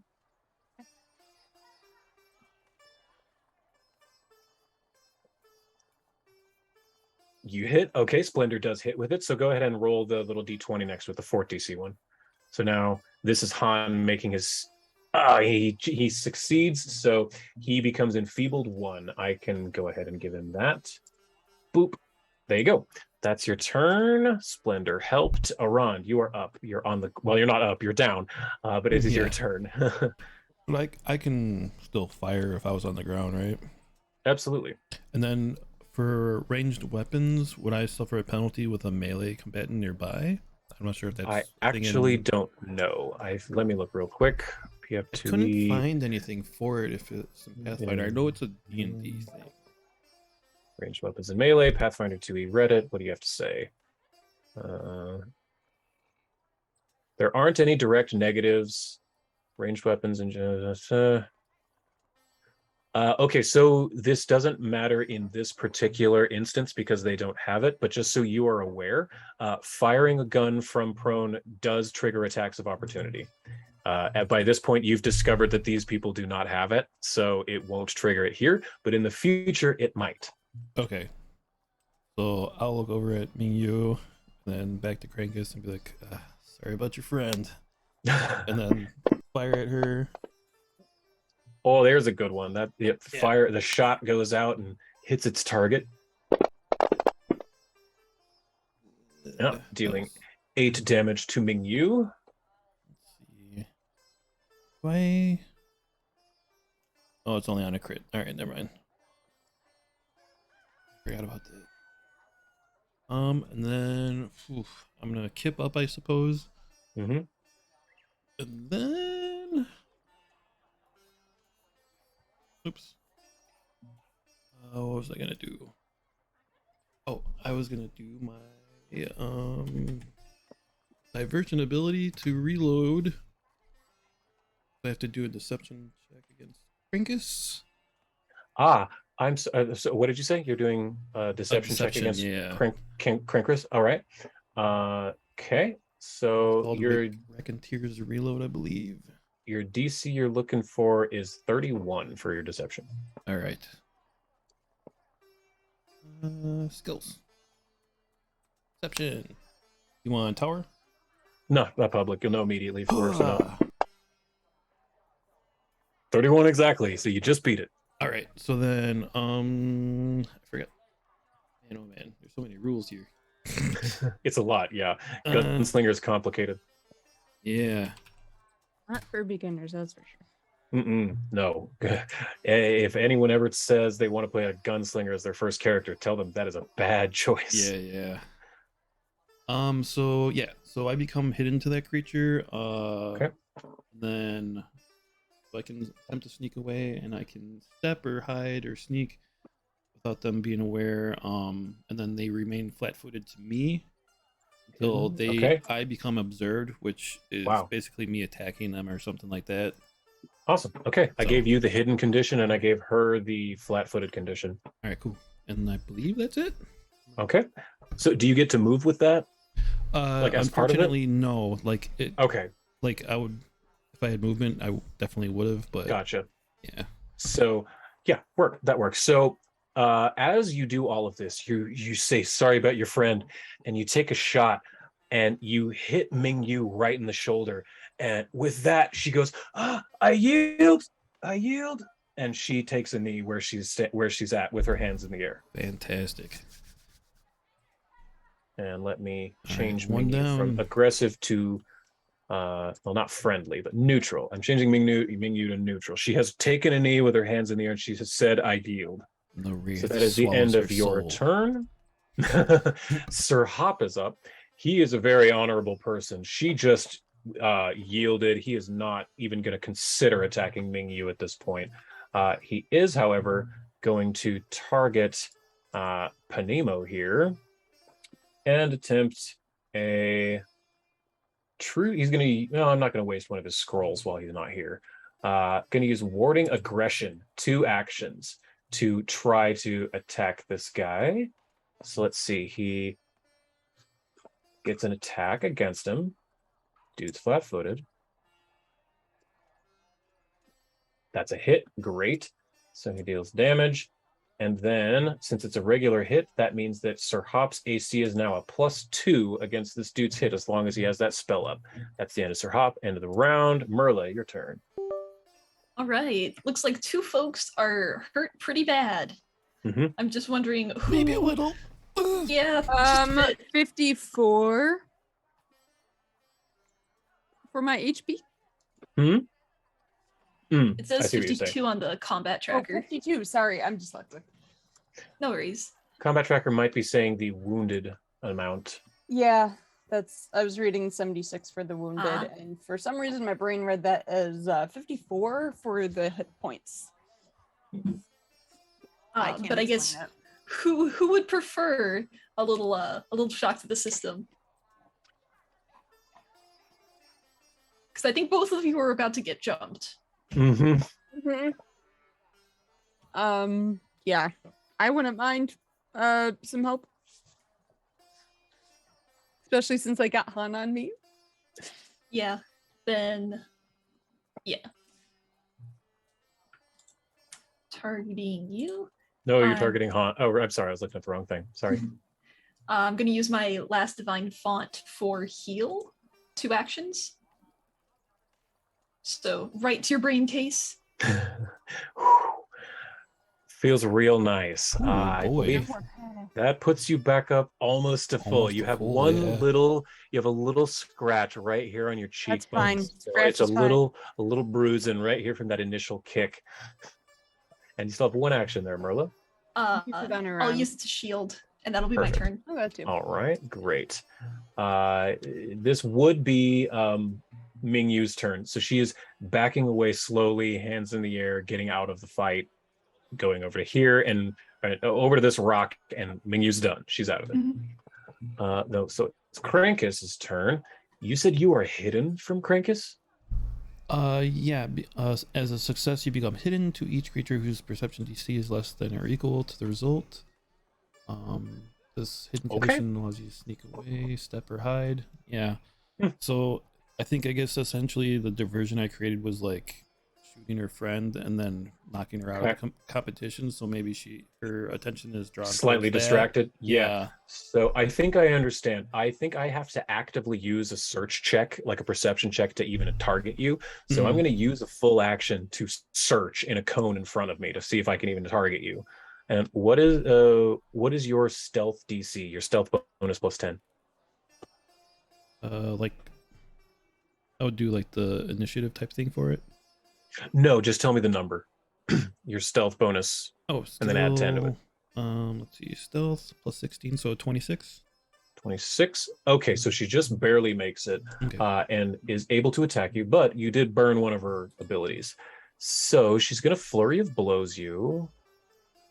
Fist. Aye. That's a critical. Let's see if it gets through your hidden condition. It didn't.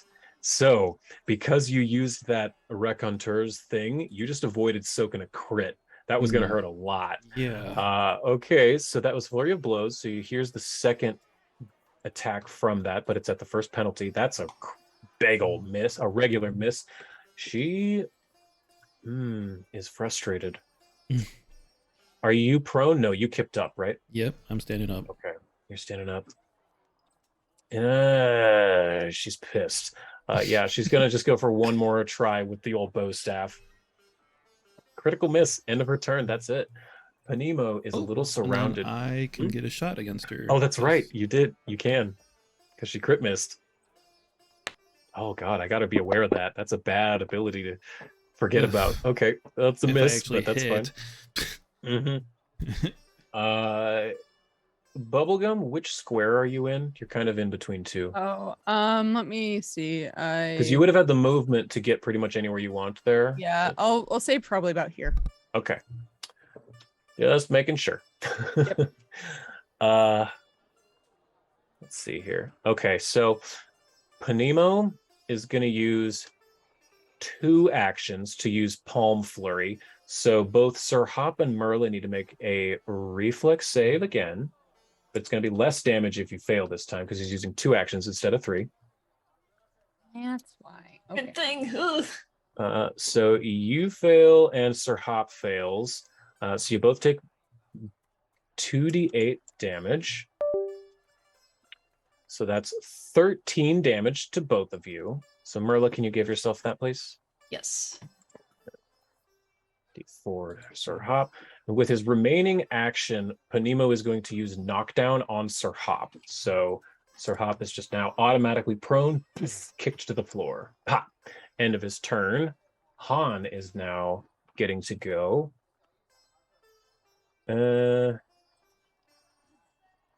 He sees Sir Hop on the ground. He's going to move over to here to make him flat-footed as well. So there's 1 action to move. Second action is going to be a flurry of blows, and he has punch down because he's a bastard. So he's attacking Sir Hop.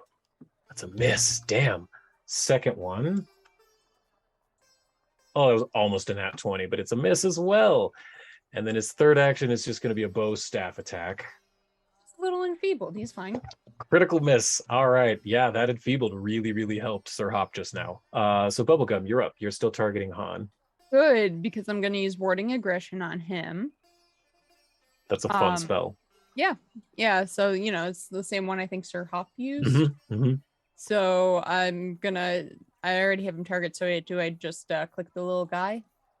No, the way that spell works, which one is it? The 3rd level Warding Aggression. Yeah, you have to hit them with an attack first. Oh, okay. Yeah, I'll do that. Yeah, you have to keep attacking to make a melee strike with a weapon or an unarmed strike. Okay. Yeah, so you would have to move over to him and then do it. But if you move over to diagonally southeast from Sir Hop, you could flank with Sir Hop and it'd be easier to hit him. Yes, I would love to do that. Okay, so let me make him flat-footed. Boop. Okay, so now if you hit him with like your slag claws, if you roll scroll all the way to the top and take that 21 and let's see, you need to put you here. Yeah, if you just either double click the 21 or drop the 21 on top of Han. There you go. Ooh, on top of Han. Oh yeah, there we go. Look at that. Okay, now give him that slashing damage. Nice. That's real nice. And because that was effects for that, she does. Because that was a crit, your Warding Aggression gives you a +3 AC. So you deal 12 damage with your claws. Now under Warding Aggression, do you see how you've got the 3 options? AC 3, 2, 1. Wait, under Warding Aggression. Under Warding Aggression, yes. Yeah. Click the little walking dude that's next to AC 3 because you critically hit him. So you gain 3 AC against this guy as long as you keep attacking him. That's cool. Real good. That was a good time to crit. So you moved and you cast that. So that's the end of your turn. Splendor can move if you would like, or do 1 action.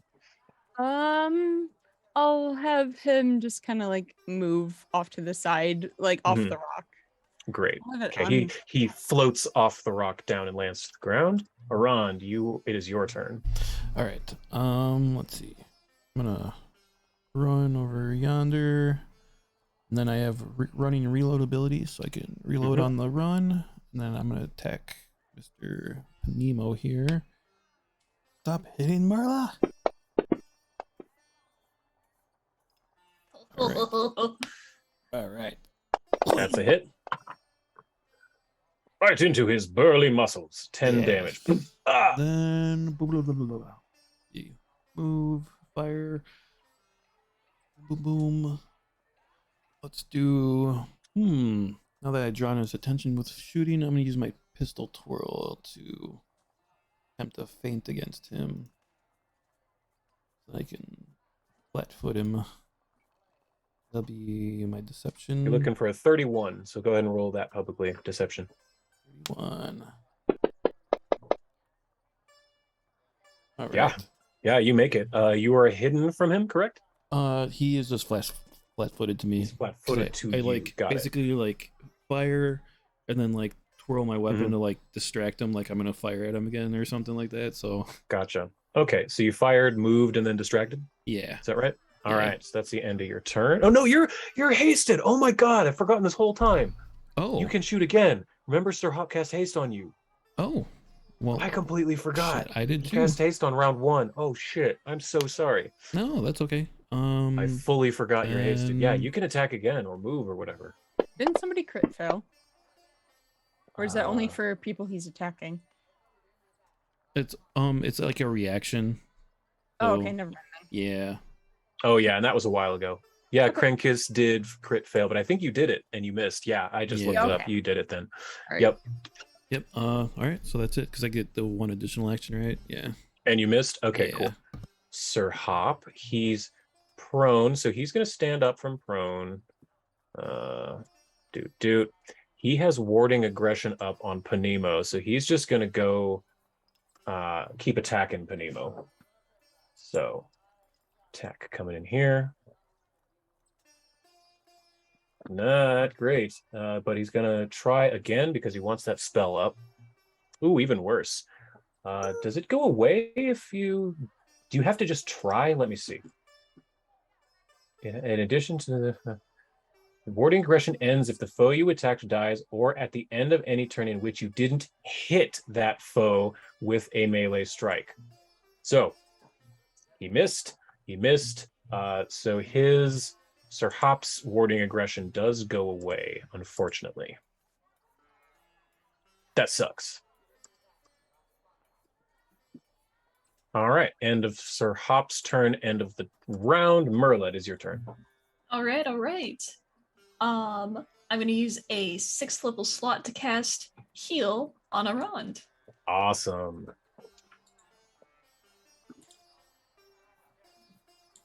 So 2 actions for... Arand, you feel much better as Merla looks back and shoots some green flowing magic out of her hand that stitches up your wounds. Feel better. Then you have 1 action left. Yeah. I'll shield again. Okay, shield. End So I of your can turn. keep flanking Sir Hop. Great. Krankus. Yeah. 5, 10, 15, 20, 25 to here. And then she's going to attempt to shove Bubblegum into the poison again. So Bubblegum, what's your reflex bonus again? 19. 19. So I need a 29 on my athletics. All right. That is a 39, so that is a critical. So you are shoved 10 feet into your poisons. So at the beginning of your turn, you will have to make a fortitude save. That's 2 actions. Third action,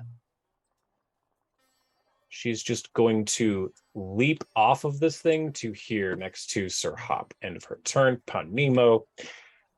He's not feeling super great about where he's at with this. So he's going to Palm Flurry with all 3 actions. So again, reflex save, Sir Hop and Merla.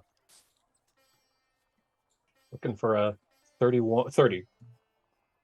Yes. Sir Hop fails. Merla, you take half damage, so that's 3d8. So Merla, you take 7. Can you please give yourself that? Yes. Thank you. All right, that's the end of his turn. Real easy.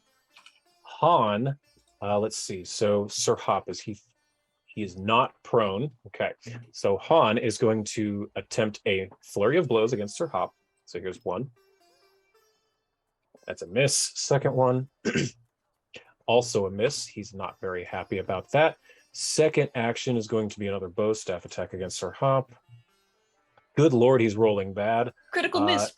Oh, critical miss. Yes. Arand, you get your thing. That's a crit miss. Wee you. You're muted, I think. Oh crap! All right, nice. Because is this the new round? Because it is a reaction, so I don't know. Yeah, you just had your. It's every time you've had your turn. So you had your turn and you haven't used it since. So yeah, you get it now, and it'll reset on your turn again. All right. So which one missed? Panimo? Han. Han. The Oh yeah, and he's within my ranging. Furbolg. The Furbolg. That's a miss. God, I can't but roll you got your thing, 5. so you tried. And let's see, he did flurry and then a miss. And he's realizing that attacking Sir Hop is not really going that great. So he's going to go 5, 10, 15, 20 to here. And that's going to end his turn. Bubblegum, it's your turn. You need to make a fortitude save against your own poison. Your DC is 31. So 31. Fortitude for 31. You just hit it, so you're going to take half damage. Please roll me the damage for Cloud Kill. Please roll me 6d8 in the chat, please. 3, 4, 5, 6, 7, 8. Come on, it's against myself. No, 6d8, not 8d8. Oh, 8d8? Okay, let's forget I didn't do that. Yeah, re-roll 6d8. Okay, there we go. 68. Oh, okay, so you're going to take And that 15. was even worse. Bam. So there you go. But hey, I gave you the opportunity to roll better at least. Okay, so now you are free to move out of your cloud kill. Oh yeah, I'm going to. Let's see. Yeah, I know what I'm gonna do. I'm gonna make as a move action move like over here. Mm-hmm. And then I'm gonna do Sanguine Mist, which is a straight on burst and hit all 3 of them. Yeah. Heck yeah. So target Han, Panimo, Crank Kiss. Perfect. Yep. Are you doing Black Tentacles or no? Sanguine Mist. Sanguine Mist, is that it's a 10-foot burst? 10-foot burst, but wait. Oh wait, no. Yeah, you wait, want something that's a line. Han too. Okay. I then think I can do the tentacles. Then if it hits. Black Tentacles is a yeah, line. let's do that one. I forgot that I have to still continue to hit him. Mm-hmm. So, yeah, let's. Yeah. So roll that fort save for all 3 of them.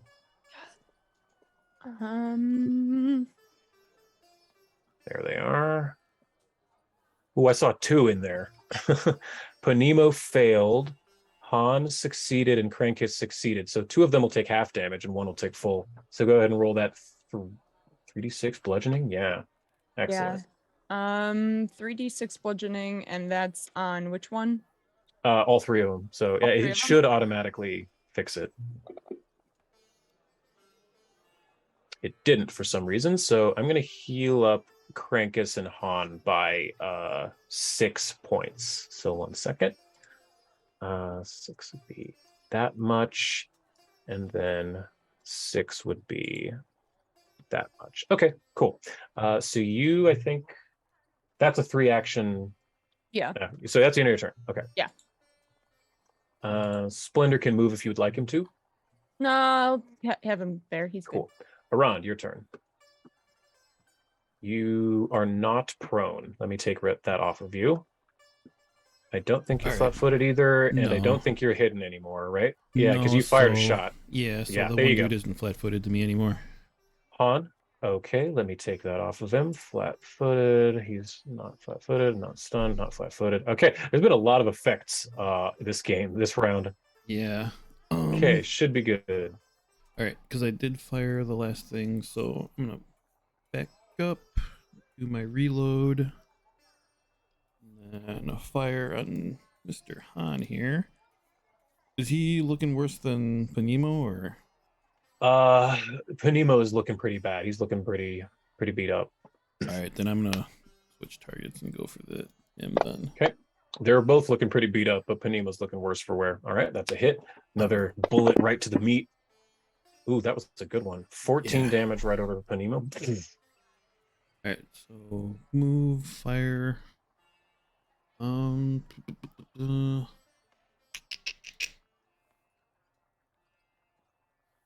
Guess I'll just use my last action. Or no, I do have 2 now, so I can reload. Yeah, you have 2 actions and fire again. That's right. Fire. All right.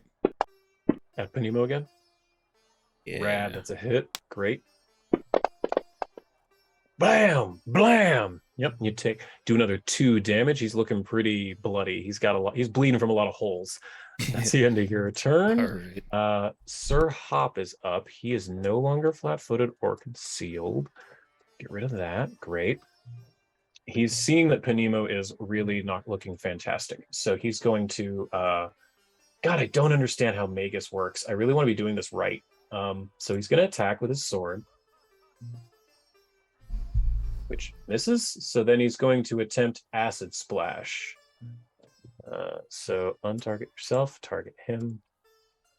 Yeah, you get like that arcane cascade ability. Yeah, I don't know. I don't understand how it works. I don't understand how it works. But he misses with Acid Splash and he missed with his sword. So I'm just going to call it a wash. End of the round. Merla, your turn. All right. Enough of this casting bullshit. I'm gonna turn into a bear. Rawr. Yes, I have a thing for that. Let me see here. Merla's animal form, 39.1 as your initiative. 39.1. So I'm going to put it on that. But, oh wait, no, I have a bear token, I think. I can... I prepared for this, but I was unprepared for right now. Portraits? Did I put it in portraits? I think I might have. Come on, Fantasy Grounds. Be faster than this. Oh, that's not right. Shit. Data? Oh, there we go. You said a bear? Yes. Great. Okay. Bam.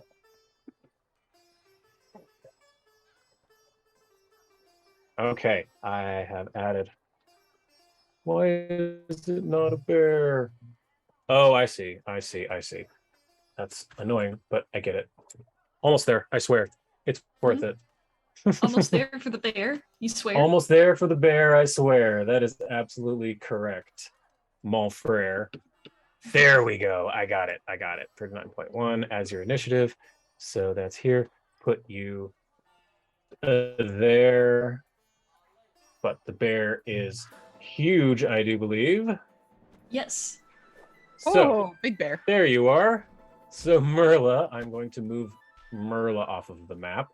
So now, if you open up the character selection, you should have the Merla's animal form 5th character sheet specifically. You can use that now. All right. That was Sick. two actions, 2 wild shapes. You have 1 action to attack. And Yeah. he was flat-footed. So all of you see tiny little old Merla, as you've seen before, just turn into this humongous black bear.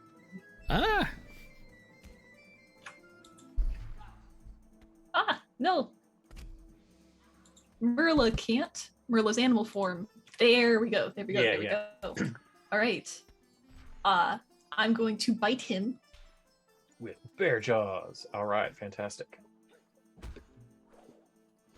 Good hit. Good solid hit that you grab him with your jaws. So go ahead and do your 48 plus 7, 28 damage to Panimo. Brrr.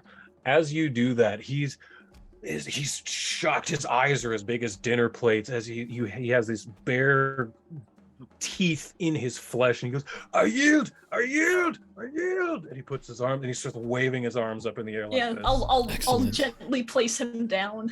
And he kneels and he's on his knees like, yield. So that is the end of your turn, Merla. Yes. Let me go ahead and take Panimo off of here. Boopity boopity boop. Then he's... Yeah, okay, so I put him back over by the tent. So Panimo's out of there. So that makes it Krankus's turn. She's happy where she's at. So she's going to flurry of blows onto Sir Hop. Hey, I finally got a hit in. But then the second one comes in. See if it hits. Second one's a critical miss, Iroran, and you've had your attack. So you can go ahead and get your thing. And yes, Bubblegum, if you would like, you can go ahead and do that. Cool. That's a crit. Hey, you got a crit. Look at that. And that's not going to be good for her. Oh, that's real bad against Krampus. 38s. That's a bunch of damage. Boo! Going in. So that's one action. Okay, so Krampus still gets 2 actions. But they're both at her worst penalty. So punch on Sir Hop, critical miss, but you already used your reaction, so you can't use it again. And she's just going to, no, she's not going to get close to the bear. What am I saying? She's going to move down to here. That's the end of Krankus's turn. Han is obviously freaked out by this giant bear that just happened. So Han's going to get the fuck out of there. 5, 10, 15, 20, 25. And he's going to punch the easier target, so he thinks. Flurry of blows against Bubblegum. Ooh, that's a critical. But you want to use your reaction for Blood Vendetta? Yes, actually. Okay, so go ahead and make him roll his save. Actions. There we go. Mm-hmm. Second level? Right? Yeah. Yeah. Okay. And I think I accidentally turned. Yeah, you did it twice, but he succeeded both times. So either way, it's half damage. So let me give him that persistent damage. Purse 2d6 bleed. All right. So at the end of his turn, he will take damage from that. But he's going to finish off his flurry of blows with the second attack. That's a miss. And then his third action is going to be one more fist at you, Bubblegum. That's a hit, but he's not going to be able to knock you down, which he's displeased with. All right, that's the end of his turn. Another 19 damage to you there, Bubblegum. He's taken some bleed. He takes 7, and he succeeds, so he will no longer be bleeding after this. Bubblegum, your turn. Where is that thing under, by the way? 6th level spells? I mean, I have the information under there, but didn't you make a sheet? Oh, I did. I have it selected, and I own it. One moment. Thank you. There it is. Is there any graphics or anything? Yeah, so just say a color and let me fix it real quick. Low. Huh? Okay. Got it. I just need 1 second here. Okay, so go ahead and describe what's happening while I get this set up, please. So, Bubblegum's kind of pissed. Like, this motherfucker again. I bled a little. Not enough. I don't. I'm done fighting. I am so done fighting. Done fighting. And she just kind of like curls up a little, and she gets kind of misty again. Like, you're wondering, like, what? Oh well, this is Bubblegum. This is normal. She just goes into mist form sometimes. But the mist goes from pink to blue. And this mist is growing. It is just like a giant swarm of a blue mist. And when it dissipates, a blue dragon is there where she stands. What? Huh? Yes, a massive blue dragon now stands where your friend Bubblegum Sweep once stood, imposing and beautiful, cold as the night. You have 1 action left, I think, if you would like to attack or something. I want to use it's a 2 action. Jaws on hands. Okay. So go to the characters where you normally pick up your Bubblegum Sweet character sheet. And if you look now, there should be Bubblegum's Dragon Form 6th. Do you see that? Oh, boy. That is now when you cast that spell, that is your character sheet you use. So go to your actions tab on that sheet, and you will see all kinds of stuff. I've loaded you up with all kinds of fun goodies. So do you see blue? There's blue claw, blue horns, blue jaws, blue tail. The horns and the tail both have a reach of 10 feet. So you could hit Krankus from there if you choose to. Oh, I definitely, you know what? Yeah, let's do that. You said blue horns and what? Horns or tail can attack at 10 feet. You know what? Let's do horns. Yep, 3d8 plus 6. Yeah, so go ahead and do the plus 22 and throw that over on Krankus. Okay. Oh wait, hold on. Oh yeah. You're click on the dragon, not on Bubblegum herself. Yep. It's a totally different. Totally different. So I can target the both icon. of them and kind of do like a sweep. No, it's not like that. It's just you can attack one or the other with one action. You know, I'm still gonna do Han because I have boarding aggression on him. Oh yeah, that's right. You do. Yeah. Shit. That's right. Yep. So go ahead and attack him. Okay, and that is horns. That means I need to give you AC +3. Holy crap. So you critical this guy with your horns. Go ahead and roll that damage. That's gonna hurt a lot. Wait, Whole lot. wait, that's just hold on, not horns. Yeah, horns. 3d8 +6 piercing. Everything doubled. 41 to Han. You just pierce into this guy, and he goes up, like it kind of knocks him off balance, but he's kind of shocked and doesn't really say anything other than. I think that's your turn, though. Yeah, yeah. 2 actions and then 1 attack. Arand, you're up, having never seen your friend Bubblegum do this before. Yeah, that's new. Okay. I don't know if I should go over there. The dragon's friendly against you. Don't know that. Yeah, I'm gonna slide between Merla's legs here. And as I do, I'm gonna fire it on. I can do my running reload. Perfect. And Ooh, no. Roll it again, see if it's another 1. Unless someone has a hero point they can give him. I can. Okay, it is not a double crit, but if she's giving you the hero point, you can roll a regular attack again. Okay, 1 second. I had my extra from last time. Oh, nice. So that I'll say that you just gave him your this week's one, so you can still have your other one. All right. Hi, baby. Hi, babies. All right. I'm gonna rule it now that if you have like a permanent one that I've just given you guys, that that you automatically use your daily one first. So you hit, Okay. yeah. Okay. So you run through Berla's legs and take a shot, and as you do, that was the perfect amount. You got him just to nice. 50. As you hit him in the shoulder, he's up off the ground, up on Bubblegum's horn. It's like Krillin, like in Dragon Ball. It's through his chest. He starts yelling, "I yield! I yield!" and just waving his arms. I yield. I put him down on the ground and like remove the horn. Okay. So Han is now off the playing field, and I put him not in the poisonous gas. You know, let's see. How long does the cloud kill last, by the I way? think that was like either 1 minute or 10. I can't remember. Jeez, well, if it's 1 minute, it's still there. Okay, let's it's at see least here. a minute. Gotcha. Han, so I'm still just going to move him over here, and let's move Panino over here as well. Okay, so it's 10 rounds, so it's still up. Yeah. So Arand, that was a move, a shoot. You still have 1 action, right? You're muted.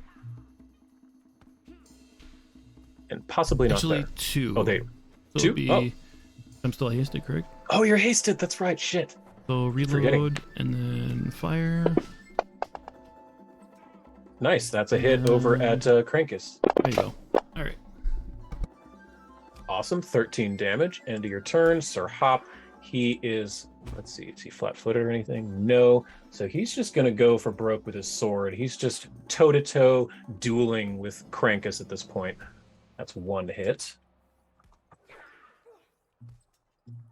Second attack.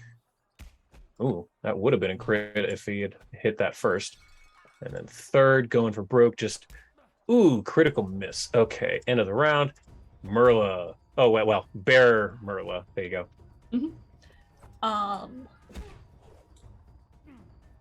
What range do my jaws and claws have? If the You're ranges are separate? huge. So they should say they're 15 feet. Okay, gotcha, See on your actions tab, Yes. I listed them out for all of yours. Nice. Then I'm gonna use 1 action to move. You could hit Krankus from where you were standing. I could? Yeah, 15 feet if you go 5, 10, 15 if you go diagonal. Or That I guess would be that's 20. 5, 10, 15, 20. 'Cause that's right. The second diagonal counts as 2. So yeah, you would need to move 5 feet. I'll just move here for safe measure. Great. Okay. before that, upon seeing like the blue dragon appear, she roars, and you can see in the subtitles it says, "What the fuck?"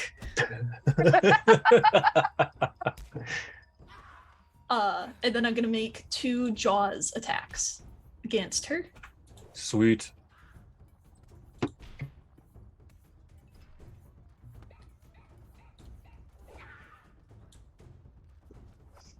Well, that's a good hit. Yep, 17. That definitely gets through. Arr.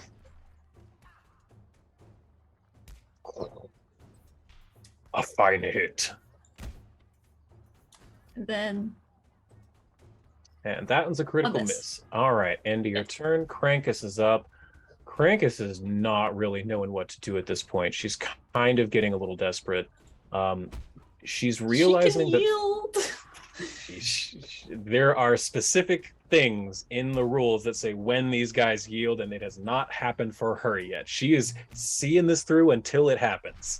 So, seeing that fighting Sir Hop is not really going well, and not wanting to fight a dragon, she's going to take her luck with the bear. So Krankus is going to run over to here. Well, not like here-ish. And she's going to flurry of blows against the bear, see what happens.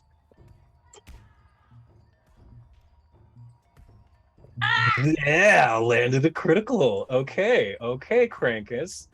Then with the second part of the flurry, that part hits still. Good lord. Then she's going to use her third action for knockdown. So the second part of her flurry kicks you, Merla, and knocks you prone.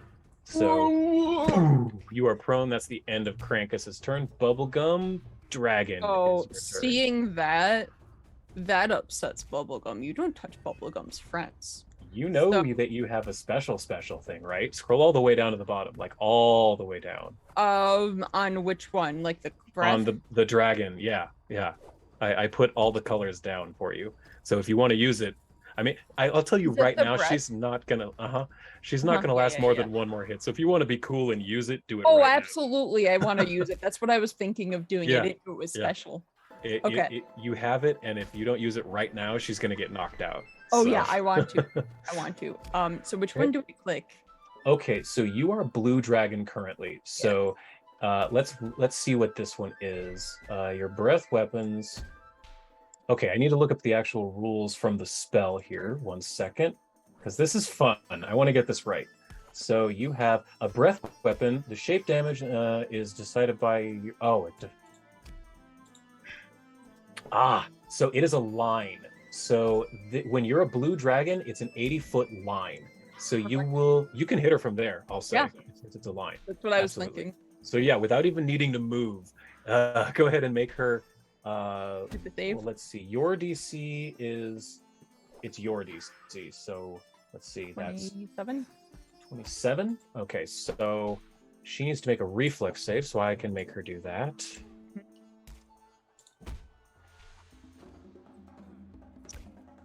Nat 1. So you're going to go ahead and hold shift as you grab the number 6d12 electricity. Hold shift and then drop it on her head. And then describe for me what everyone sees. No, that was just one. Do another. Okay. Yeah. As a crit, it does double damage. That's fine. Just drop that on her head again. There you go. Fine. She's doing great. Doing great. You killed her. Oh, no. That was triple. So she has 29. There we go. So describe what they see with that. It's a straight. As soon as Berla gets hit, you kind of hear this growling emanating from the dragon, and you're just like, oh no. And as the growling gets louder, her mouth opens wider and wider, and suddenly this blue line of purple and blue electricity just goes straight on into Krankus like a powerhouse. It goes so fast, you're just like, what the heck was that? It's lightning, baby. Blue and purple lightning. Want to know something fun?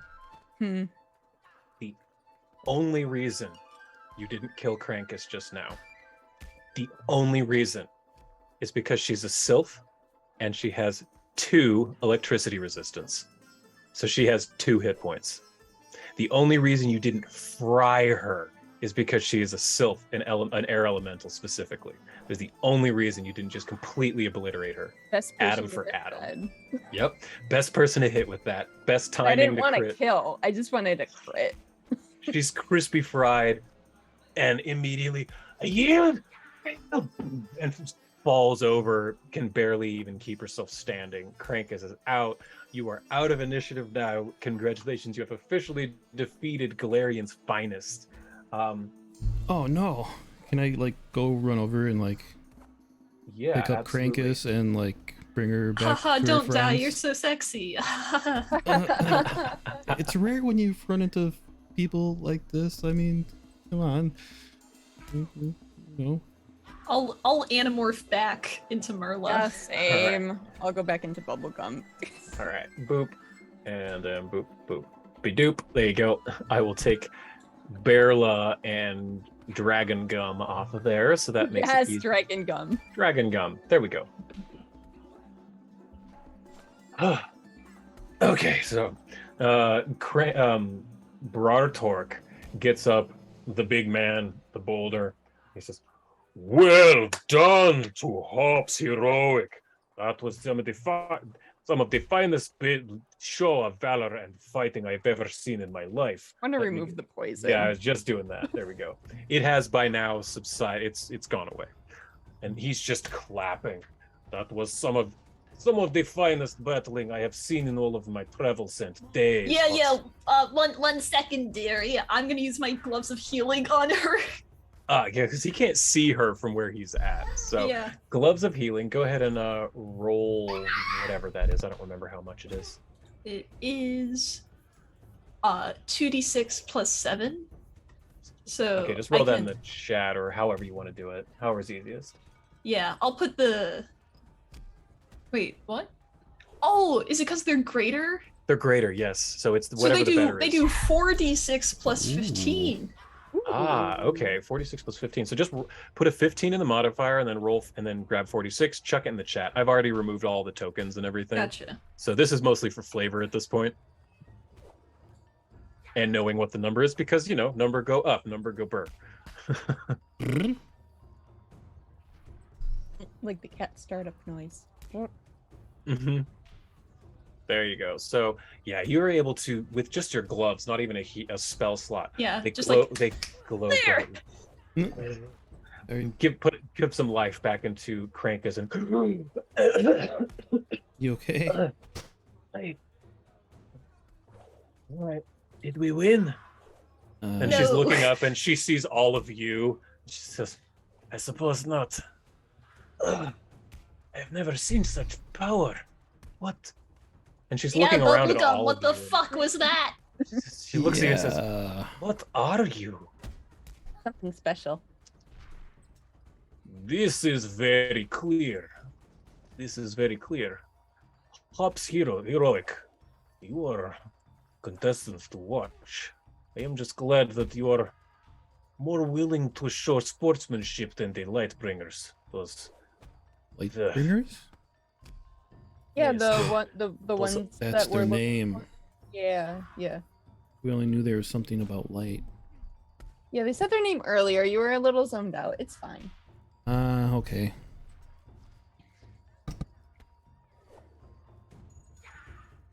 But yes, I believe there is business we need to attend to. Rajna, please, they have earned it.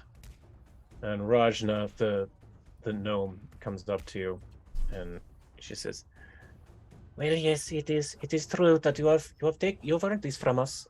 and from her tunic, she pulls out 2 of the silver feathers and hands them over to Bubblegum. Get more than one? 2 of them, yes. Oh. The default bet is 2, but you can also bet up to as many as you want per God. encounter, but the default is 2. She sticks them behind her ears. I'm sorry we gotta take these from you. But that's the competition. Good luck in your future endeavors and hope to you guys in the finals as well. Do Do any not of you worry. cook, by the way? Or who cooks? Oh, that's a great question. Although that would be me. And Punimo walks up. I generally am the one to provide for Galarian's finest. Good, Why sir. do you ask, everyone? She goes to her bag. Have one of these. And she gives one of the mushrooms. He smells it. He looks it around. He gives it a little nibble, and his mustache kind of twitches in delight. Oh, yes, I think I can make a great stew with this. Thank you very much, small one. I welcome. appreciate your input. You are all very gracious winners. He realizes he's got kind of an open wound on his side, and he kind of wanders over to Numorius and says, Numorius, you think you can start patching us up? These people, these ragtag groups kind of kicked our ass, yes? And Numorius says, yes, just all of you calm down. Just get together in a circle. I will take care of it. And, of course. And yes, of course, best luck to all of you. It is fantastic what you've done. Crankus stands up and says, as you say, it is not often to run into another sylph in the wild. What brings you to Bonmu? I suppose the same as you. Just whatever's in that vault that interests me. Yes. I suppose we all have our desires for what we hope is in that vault. Yeah. Well, here, so you don't forget about me. I'll take a bottled lightning out of my bag and hand it to her. We'll find you useful later. Forget about me. And she takes it. You know what? Throw me a diplomacy or deception, whichever you want, in the tower. I'm just considering this a generic like charisma check. So whichever you want is higher. Deception definitely. That's kind of my Cool. go-to. Okay. So you hand her this bottled lightning, and she takes it, and her cheeks turn a little purple, and she says, "It is not often I get such a potent scent." And she opens it up a little, which surprises all of the rest of you. And she dabs it on her finger, puts behind her neck here, a little bit on each of her wrists, goes like this, and you can see as she goes like this, sparks start shooting off of her wrists, and you can see that she's like Frankenstein. There are little sparks coming off her neck as well. Yes. She says, "Thank you for the Chanel," and she puts it away. You are And quite she just stunning. walks off. And she walks off before you're even capable of saying One that to her. request. Don't tell anybody else about the dragon thing. We want that to be a surprise. And then Brartork steps up and he says, "The only thing that would bring me more joy than wrestling a dragon would be watching the faces of everyone in the competition when they see a dragon. Your secret is safe with Galarian's finest.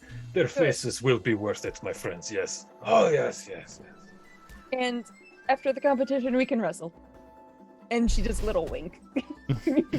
I will hold this to you, friend." And he Good. does this with his fist. My. Very well. We are having to lick our wounds and continue forward on our own quest. Go with our blessing, and we hope to see you at the tournament. Goodbye, all of you. Yes. Wonderful to meet you. Yes. Hope to Take see. care and goodbye.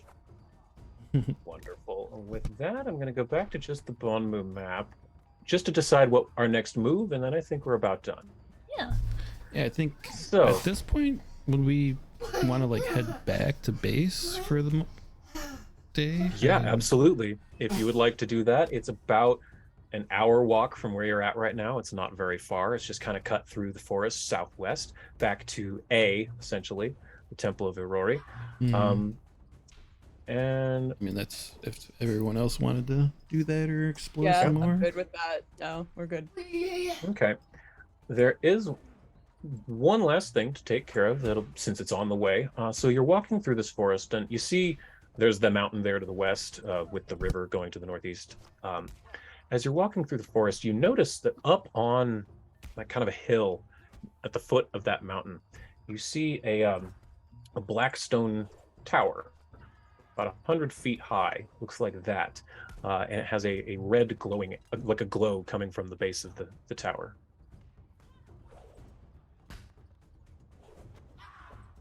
That looks I want to interesting. do my was it's disturbing knowledge, I think, Mm-hmm. on that. Let me just double check. Yeah, Yeah, what's that disturbing do? knowledge. Yeah. So I want to do like that would be an occult check. Okay. What does disturbing knowledge do again? I thought that was like it Wait, does is that a something to somebody spell? else. Wait, is this spell at something? Disturbing knowledge that you cast? You do use that at something else? Yeah. Okay, So then this would just be automatic your- knowledge. automatic knowledge. What is that? Occultism. There it is. This knowledge. Oh, okay. That's more of an in-combat thing. It means you can do it as a free action once per round, which is very cool to know. I didn't realize you had that. So I would say the cantrip you always use is probably your best bet in this situation. The discern that- secrets. Yeah. So give yourself a +1 and throw an occultism check. Don't use those often, and I forget I have them. Yeah, I forgot you had them too. You're not entirely sure what that is from this distance. You feel like you'd need to get a closer look. There's something magical going on. There's some kind of a weird light emanating from it, but Would Sir Hop perhaps be able to do an Arcana check? that's a great question. Sir Hop Arcana.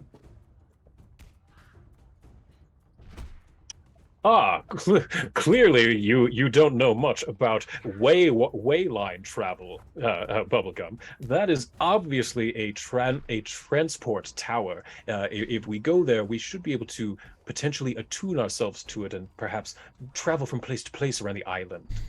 Oh. Oh, that would be Then really handy. let's do that. I want to go straight to the temple and make some of a mushroom stew for y'all. Been craving right. it. So yeah, the tower is quite old. It appears to be made out of some kind of a black stone. It's about 100 feet high. In the inside of it, you walk in the main entrance, and there's a round entryway, and around you are I think it's 4 other doors, but none of them seem to be glowing. They're just stone entrances that have a wall on them.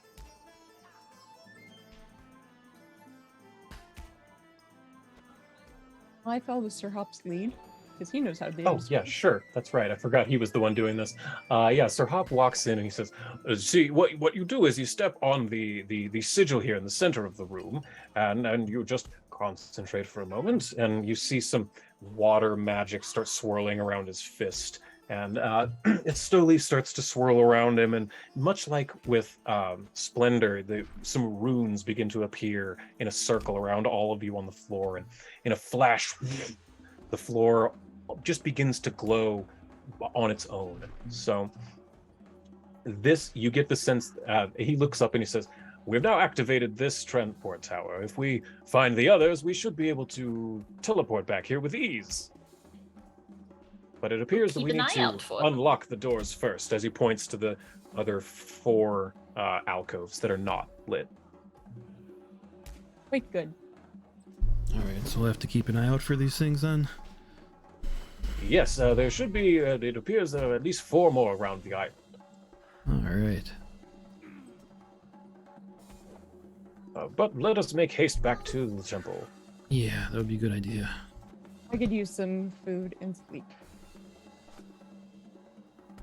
All right. So it does not take long from the tower. You can actually see, since you're up kind of on the mountainside, you can see where the temple is in kind of a break in the forest. So you can make a real easy B shot right to it. So you're able to get to there in about 10 or 15 minutes from where you were at. And as you approach, you see Amatar running in from the main entryway here into the foyer to greet you. Oh, yes, hello, you are back for the day. How is your adventuring? How goes it? I dragged a little bit, but we're good. Yeah. It's very electrifying. Oh, Successful. yes. Oh, successful! That is wonderful. What did you find in the forests? We had a most honorable duel with other contestants. Oh, well, clearly you did not find the bad ones. Then, if it was honorable. Not You know for where lack they of are, though. trying. Oh, you have found leads. That is good. I would love to be able to see you make them pay for their meanness. They are just rude and mean. So we've been told, and we faced some pretty tough foes who were pretty mean to them. So Yes, all of you look quite beaten. Please come in. Let me start. I have started a fire. We can start the foods, and I would love to hear more about your day. The tale of your. Yes, please come. And he starts taking you all into the kitchen. Just gives you all some wine that he happens upon, and begins cooking into the kitchen. And I think this is where we're going to stop for this week. All right. Yeah, went long, but fantastic. worth it. Yeah, this was a little long one, but thank you all for staying patient with me. Next week, I believe we're off because Elliot's doing something. Yep, out of town. Following week, I'm just going to assume for now that we're playing. If anything in the plan changes, like we talked about earlier, then hooray. But I'm not going to expect it. So yeah, 2 weeks from now, we'll play again. No level this time, so don't need to be thinking about that. But yeah, hope everyone will join us. Anyone got anything they need to plug? Eldritch? No, I'm good here. Fantastic. Elliot?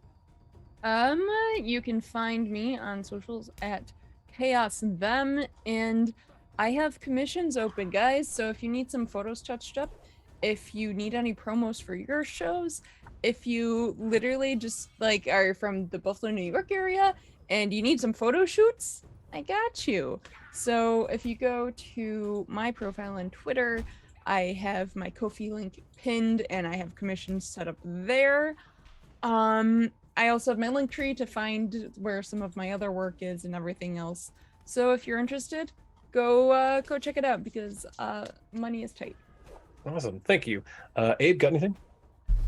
Sure. I mean, if you guys like this and want to check out D&D Curse of Strahd, we do that every Saturday around 8 p.m. Central on my channel, Abe Sinister. And then if you're interested in cups or shirts or anything that's related to our channel here, Bard's Playhouse, check that out because we do have a merch store. And outside of that, thank you for watching and I hope to see you again. All right. All I've got is that hopefully sometime in the next month or so, we should be hopefully going back to our regularly scheduled Tales from Shadow Valley game. So that's pretty much all I have is to be on the lookout for that. But beyond that, we hope to see you in 2 weeks. Thanks so much for joining us and have a great week. Bye-bye. Bye, everybody. Bye.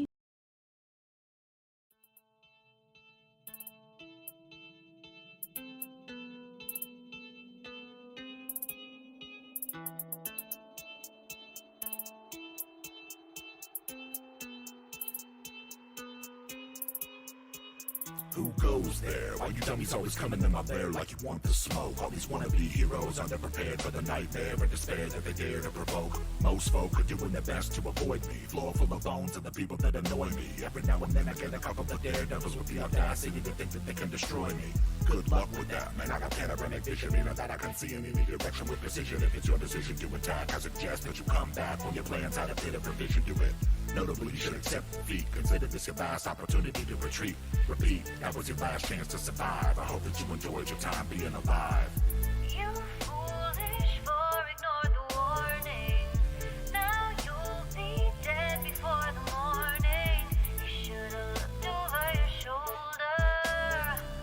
You're in the eye of the beholder. I am the tyrant, get it? I've actually been told that I'm a pretty funny guy. Wait a minute, what were we discussing? I lost my train of thought. Oh, that's right, you were just about to die.